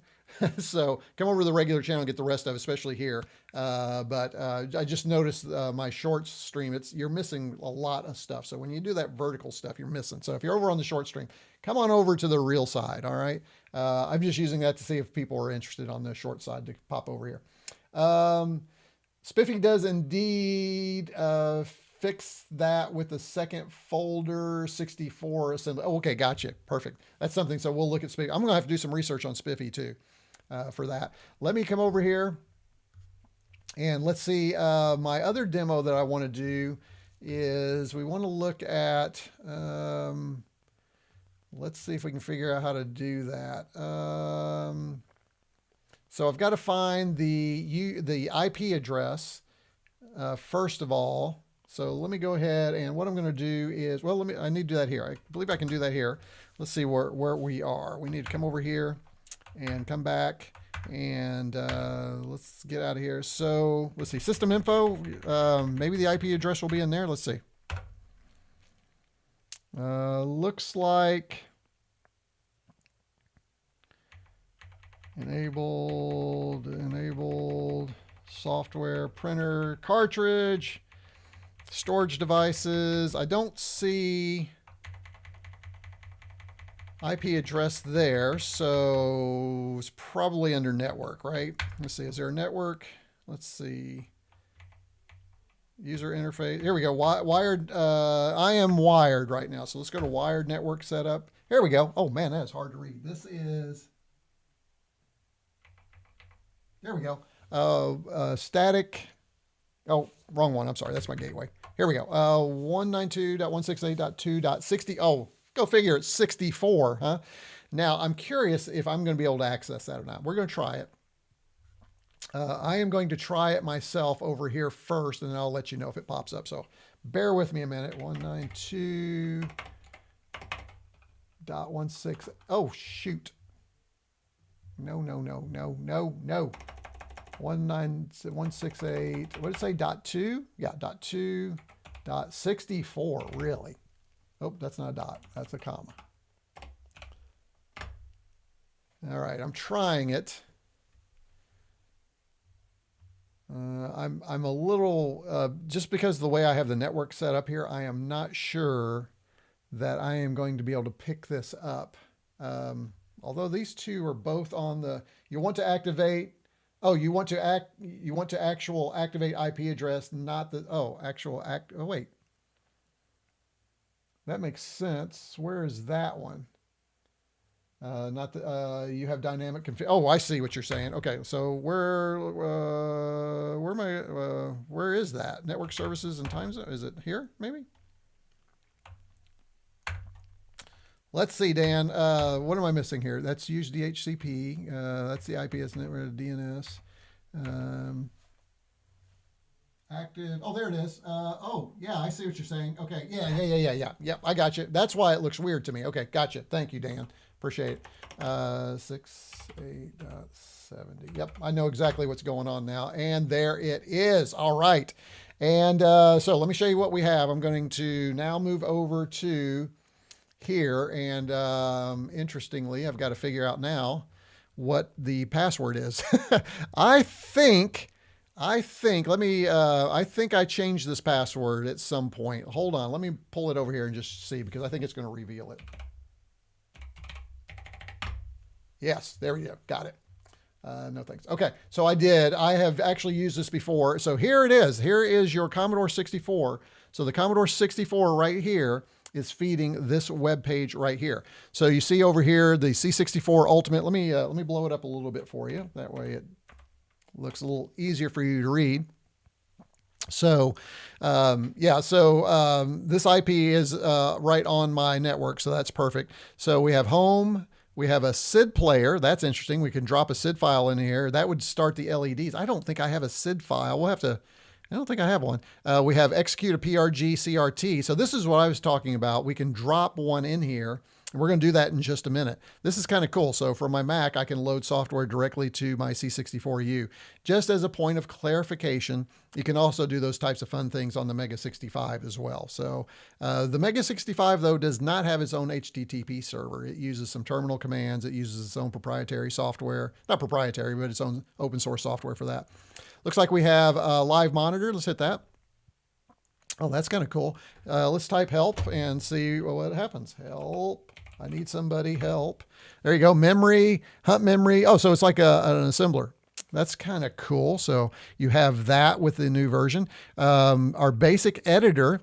Oh, interesting. Look at that. We can actually create basic in here. Probably copy and paste too. Yeah, and it has the special characters too. By the way, stay tuned. I've got a really cool IDE piece of work I'm creating for the Mega 65. So there's a video coming on that too. Man, I've got more video things in my head, or actually projects in play than I have time. I've got to find time to do these things, but it's really cool. But I've really come to understand how these special characters work now. So we could right now, we could upload that or we could run it. Let's try that. So what I'm going to do is I am going to, where is it right now? Yeah. So I'm going to hit upload, and then we're going to come back over here and let's list. Actually, it didn't work. Once I uploaded it, the keyboard stopped working. Is that right? Let's upload and run. And there we go. Then it worked. See? Look at that. So upload and run, but when I uploaded it, I couldn't actually hit run. That's kind of interesting. So it works. A little quirky there, not bad. Let's make a quick change here. Hello, retroCombians, and let's try it again. So we'll come back over here, and then what I'm going to do is, if I can see it, I'm going to hit right here. Yeah, and then you see it changes it automatically. So that's kind of cool. You can do some development there if you'd like to do that. You have reset the machine, reboot the machine, menu button. What's our menu button? I hit menu button, and that, I believe, yeah, that hits. That's like an on-screen for your menu. So if I hit it again, I'm gonna get rid of it here. You can't see what I'm doing, but there we go. And if I hit menu button, yeah. So let me show you what that does here. So, well, if I get rid of it. So basically what that does, when I hit the menu button, it brings up our on-screen display, okay? So I can't, it's hard to do that. You also have API documentation, firmware releases. Let's hit firmware release. So that takes us back to there, that page right there, which also takes you off of the page. I wish that were, oh, it does launch a new window. I'm sorry. So it is a new window, so that's good. And now let's go ahead. We're going to give this a shot. So I'm going to go ahead. First of all, I am going to reset the machine right here. And it, oh, that's interesting. It reset back to that right there. So let's go ahead and let's do a reboot. Let's reboot the machine. There we go. And then we're back to where we were. I'm going to go ahead and get rid of our menu. So you can see I'm controlling it remote. I could be anywhere in the house and doing this, which is pretty cool. And then what I want to do is I want to drag a file. And if you remember at the very beginning, during our news section, we talked about something called Gravity Duck. And so what we're going to do is we're going to pull old Gravity Duck in here. You can see that PRG file right here. We're going to drop it in. And let's see what happens. Look at that. And it's instantaneous. Check that out. Let me see if we have sound here. We should have sound. I'm not sure why we don't have sound. Oh, I may not have sound turned on. Let's, oh, nope. There we go. There we go. Get a little music for you. And then we can press fire. Hello, my little minion. Bring me 40 golden eggs and I will make you rich. You now have the power to control. You know, the graphics look really good on this. Use joystick to move, flip the gravity by pressing fire. Pick up the egg to complete the level. Level 1. Now, this is one of those puzzle games where you're kind of learning as you go. Oh, that's not... And change gravity. Boom, got the egg. Okay, so then level 2 is the same thing. You're going to be flopping using our gravity. So you can see this is pretty easy. So that's level 3. What do we got here? Looks like we might have something in the way. What is this? Yeah, we don't want that. Where's the egg? Oh, there we go. Okay. And then level 4. Now this one is going to be tricky because, yeah, there you go. That one's going to be tricky. Okay. So you kind of get the idea of that game. Very cool. I don't need these for here on out. So there you go. There is loading a game from your HTTP server. So that was a .crt or was that a .prg? What did I? Yeah, that was a .prg. And of course the load is instantaneous too. So when you have a .crt or a .prg file, that is a great way to do it. So that would be a great way if you want to demo some things and load things quicker. Pretty cool. What did we forget? We forgot something. Was there something else we were going to do? Oh, the LEDs. We have a little bit of time. We have about a few minutes left. Let's see if we can do something with the LEDs. I don't understand. Dan, if you're still there, I think I asked earlier and you may have answered, but what's the difference in the way the LEDs work now than what they did before? Because right now, when I turn it on and I play a SID file, the LEDs already operate. So I'm kind of not sure I understand what's going on. Oh, you did answer it. Good. Thank you. I'll go up there and see if I can find it for there. Thank you. I have to look. That's probably a while ago. So let me scroll back here. There's Dan. Nope, that's the web. See, IRCC just leaving it in SID music mode can be kind of disappointing. Oh, here it is. The new LED music detect mode is an improvement over SID music mode, where it tries to detect whether music is playing and transition between ambient lighting and music reactive. Okay, so it's anything playing. It's just going to turn on the LEDs. Is there a setting for that? Let's see. Let's go to LED lighting. And I have mode. So SID music was on before. So now your mode is, was it still SID mode? Music detect is enabled. Well, it's already enabled. So let's load, well, if I load SID, that's going to be the same thing that I had.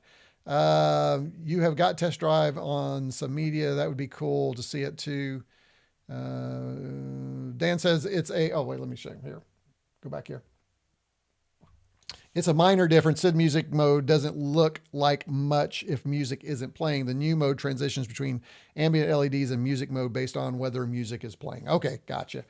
So yeah, nothing super there. Let's go ahead and, I do have, let's go back up to the disk browser. Let's go ahead and load something up here. Enter, and I know we have, let's see, where was the,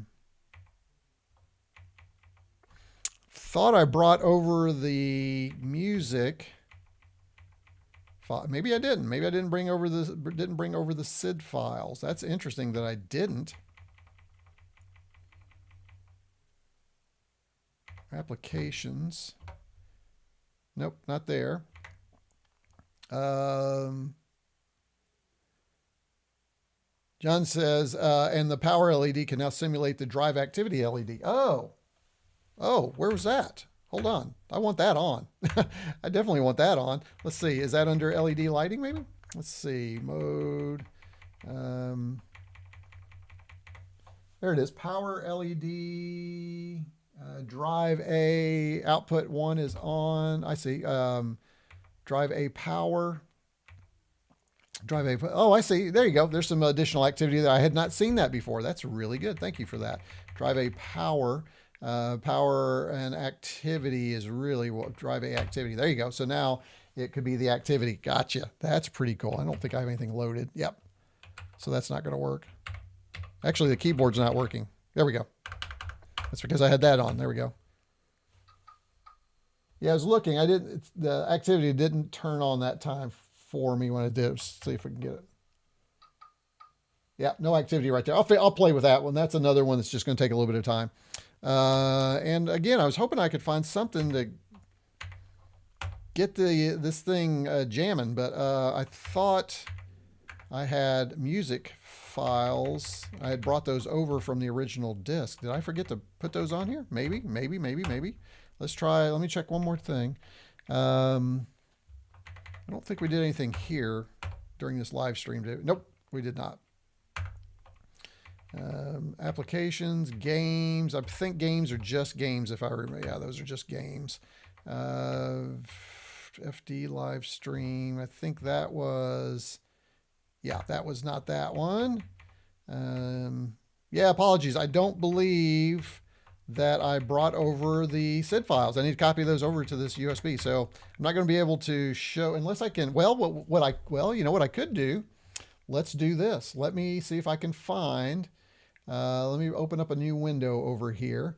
I am going to see download.sid files for C64. Let's see if we can. Here's the Epic Commodore C64 SID collection. Let me see if I can grab something here. There's a SID download pack. All SID files in a complete pack. Play all 10. SID play. It's not very big. Let's go and grab it. And open this up. You can't see what I'm doing. I know. I'm just doing this over here right now. And then we are going to see if, let me see if this is what I think it is. All right, I got a bunch of SID files. Let's do this. Let me go back in here. And then what I'm going to do is we are going to drag and drop a SID file. Here's another tune for Joanna. I'm trying to get something that won't. Here's off Vierdesign. Let's try. Oh, really? LED out 1 and out 2 works only on the brown C64U. Good to know, X3 Picnicker. Good to have you here. Thanks for joining the live stream, by the way. And thanks for sharing that because I was not aware of that. Let's go ahead. I'm going to load something. It says Cobra. That sounds good. And let's move this to, we are going to go to our SID player right here. And I am going to drag and drop Cobra SID. Let's see if this is going to work. So I've got this file right. You see this right here? Cobra SID. And then we'll go back over here and see what happens. Gonna finish. There we go. There's our SID player. Let me listen. Oh, yeah, we got it. Look at this, guys. Got a game, and look at that. Let me go ahead and turn my lights off. Let's go ahead and take just a little listen here.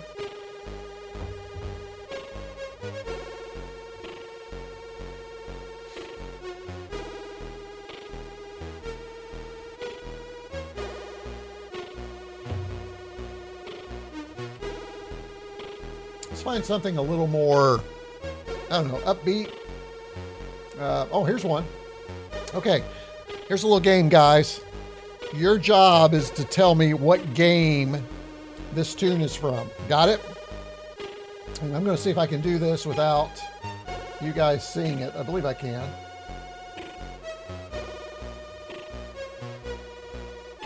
All right, what's... Okay, first one. Tell me what game this is from in chat. Who's going to win?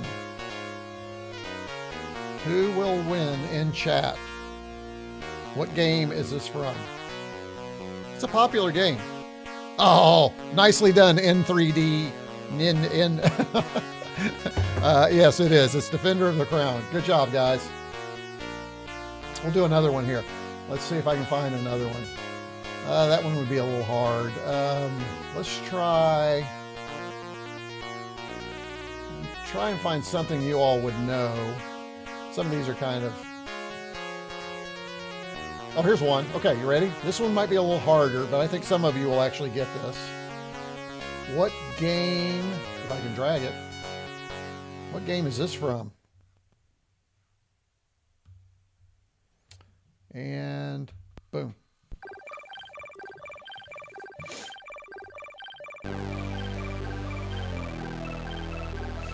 I think this will be harder for most of you.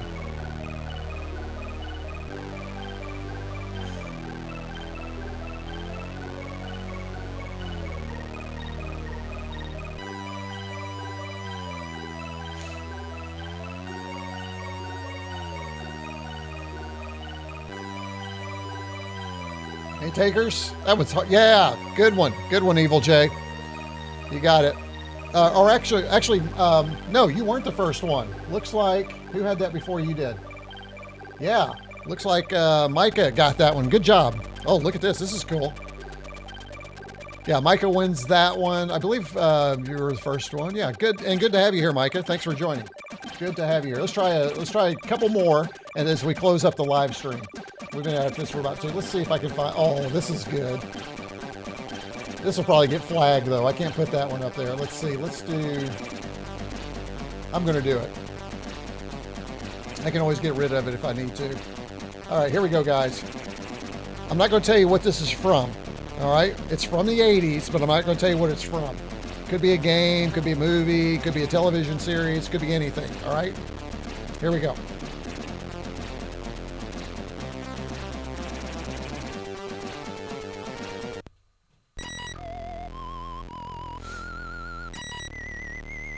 This is not what I thought it was.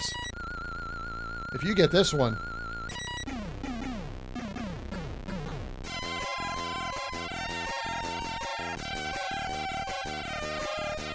Not X-Files, Wiki Central, or Wick Central. Good try. Not X-Files. I think this is going to be hard, because this is not what I was thinking it was. So apologies if we don't get this one. We'll try one more after this, but... I'll keep looking here and see. This one would be fun, but I really think this is going to get flagged, but I'm going to do it anyway. We'll do it quickly. Anybody know this one?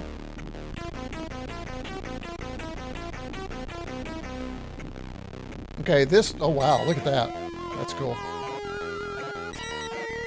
All right, that one was The Last Starfighter. I don't see it. I don't understand it. Yeah, I know. No idea. Me either. So let's do another one. This one, I think you guys... Okay, get ready. Because you guys are going to know this one. Get ready. And we're going to have to do it quick because I don't want to get a... Surely I won't get a copyright flag, but we'll see. What's this one, guys? You ready? In 3, 2, 1.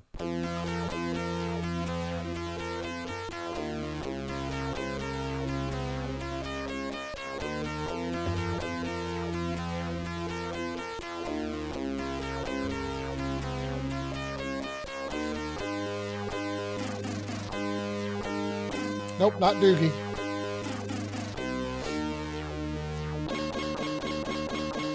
There it is. There you go. Micah got that one. Dan popped in right, like all of you. Look at you. You're all like right there. No Brew got that one. MacGyver. One of my favorites, man. That's a good one right there. There it is. So that's fun. Let's do one more and then we'll call it a day. This one, yeah, this one you guys will get. Here we go. That's a good version too, by the way. I should do these every live stream. This is for somebody who's really hardcore. Anybody know this one? I'm not sure I would have gotten this one.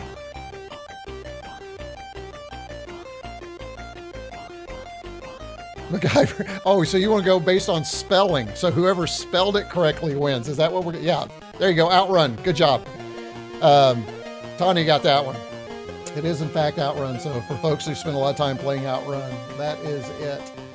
Hey, this was a lot of fun. I really enjoyed this. We should do this every single live stream. We should take a little bit of time loading up SID files on here. Let me go ahead and reboot this here, and then let's start closing down the stream for the day. Actually, let's do this. Let me go ahead and just bring this down. Whoa! We'll take this way down here. Let's turn our studio lights back on. And there you go. We have had just a blast today with the C64 Ultimate. We've updated the firmware. We talked about the latest retro news. We have had a blast today. I want to thank everybody who joined us today. You guys, as I always say, the guys in chat, you guys make this fun. You are the reason I always enjoy doing this. I always learn so much too, because I don't always know. And then I get people like Dan, who is one of the supporters of the Commodore 64 and wrote this guy right here. By the way, if you didn't know that, that's who Dan is down there. He helped write this, as well as the user's manual for the Mega 65. So when you have folks that knowledgeable in here, and of course just the regular cast of characters from the Discord community, Evil J, Jamie, we had Mislav pop in, Taro has been here, we had, who else? Oh my gosh, we had just all kinds of people. Tani, we had, and I'm going to forget somebody, Xander, all the folks, Chris, everybody. So thank you for being here. Let's go ahead and just look through chat. Again, I love this. Dan wants to make sure we spell it right before you get the win. So whoever spelled it right first, there you go. You're the winner. Beatles, this is fun. Love watching the lights go to the music. It was. I should think about how to incorporate more of this. And that was kind of fun, just to have some of this interactive time with you guys in chat. Maybe we'll start considering some more interactive stuff. The Tetris loop is another great one, like 8-minute loop, if I remember. That would be a good one, Wick Central. And thank you for joining us. 2 hours went by quick. Well, good, Boomerman Dan. Glad. By the way, again, Boomerman Dan, don't forget, if you're not in the Discord or you can't find that link, again, it'll be in the, since you joined at the level that gets you in. I think you were before. I think you were at the Big 20 level, or were you at the Pet? No, you were at the Big 20. You should have had access anyway. So make sure you look for that post, that members only post in the community tab. Again, if you don't have it, and you want to get into Discord, send me an email, retrocombs@iCloud, or DM me, retrocombs, on Discord, okay? So, awesome. Let's see. I immediately knew it was some racing game, but it's Outrun. I mean, right? That's probably the only one. Oh, by the way, speaking of racing, the lovely accountant and I watched F1 last night on Apple Plus. Awesome movie. I was kind of hesitant just because it had Brad Pitt in it. No, I shouldn't be that way. The lovely accountant wasn't interested because it was racing, and we both sat there. The surround sound was great on it. We have a nice newer TV now. It was just great. We really enjoyed it. Highly recommend F1. Learned more about F1 racing. It was cool. It was cool. I actually want to learn even more about F1. The technology around F1 is incredible. So, and of course, I live in Indiana where everybody talks about Indy 500, but honestly, I think I'd rather watch F1. Oh, don't tell people in Indiana I said that. I'm not from Indiana originally, so I think I can get away with it. So, let's see. Didn't realize the chat was running ahead of the stream, so I was dumbfounded how people guessed the tunes. Oh, so Tara, you were behind and weren't caught up. No wonder. Yeah. Dan Sanderson, that's right. Thank you for this again. Great stream, Stephen. Thank you. Yeah, you're very welcome. Glad to do it. I always enjoy doing it when I can. Another awesome stream for retroCombs. Look, got the logo and everything up there. Appreciate that. Great job also, Gideon. Yes, Gideon spent a lot of time on that board, and it is really cool. This thing's still going. Look at it. Thanks for the great stream. Have a good one. You're very welcome. Later, all says Evil J. Evil J, I see you in the Discord. And great one. Take care, folks. Have a great weekend. Jamie, I'll see you around the neighborhood. Bye for now. Thanks for the stream. And Steven, are your letters, and Steven's with a V, by the way. Not that it's a big deal, but are your letters at the Founders Edition accurate? I'm a bit disappointed of my, are your letters at the Founders Edition? I'm not sure. What are we talking about? Are your letters at the Founders Edition accurate? I'm not, I am display, give me just a little bit more. I'm not sure exactly what we're talking about. Sacre bleu. F1, section 20, they ruined the sport. Mislav, I need to understand that. I don't know about that, so I need to understand that, why you say that. I'm sure there's a good reason for it, but I'm not sure. And if my executive producer says so, it must be true, right? So thank you. Good night. Greetings from Germany. There you go. And I'm just checking to make sure I Am Display Boy has a second there to tell me what's going on before. Nope, that's it. Okay. I think Display Boy means the keycap letter. Oh, no, the keycap letters. I see. So probably the question, see how they're, I see what he's saying. Yeah, the keys are, yeah, they're only the tops. See that? Are coming through. I don't think I can zoom in anymore. Let me show you here what we're talking about. But yeah, see how they're just dots? They're not actually the entire key. And yes, I am a little disappointed in that. And I know they had to redo the keys, but yes, I am just a little bit disappointed that that is where we are with those. Yep. So, yep, thank you for that. I appreciate the clarification on that. Yeah, it is kind of bad. Internal combustion engine is 5% power. The rest is, yeah, they are doing a lot with battery. Yes, I saw that too. And my keys, yeah, they got it. So 50%, yeah, instead of 5%. Yep, I saw that they, as a matter of fact, during the movie, they even mentioned that, not the movie, there was some additional video at the end that you could watch, and they talked about the battery. Okay, so, well, guys, that is it for me. Here's what I'm going to do. I'm going to leave the music on. As a matter of fact, I'm going to go ahead and turn this up just a little bit. Watch, I'll probably get flagged on YouTube for this song for some reason, but I can mute it out, so I'll do that later. And that's it for me. Again, I am going to post I'll update a bunch of links for you. I'm going to go for a run first, though, but I'm going to, because it's beautiful out here. I'm going to update some links for you down below. I'm also going to get you time and chapter markers later if you want to go back and jump to some of the areas that maybe you're interested in watching. For those of you that are a little bit behind, you don't know I'm getting ready to say this, but the stream will still be available, the chat will be available until you all get done with it. It should still be live immediately, though, after the stream. I won't turn it off so that others can watch. Had great views today. Thank you, everybody. And again, one last time, thank you for everyone who sent a super chat, who are supporting the channel. It really means a lot to me that you do that. And again, my friends over at Twitch, thanks for watching. We had some Twitch watchers today, too, so thanks for that. And, of course, the folks on YouTube. That's it for me. retroCombs out. See you in the next stream or in the next prepared video. Later, guys. I'm out of here.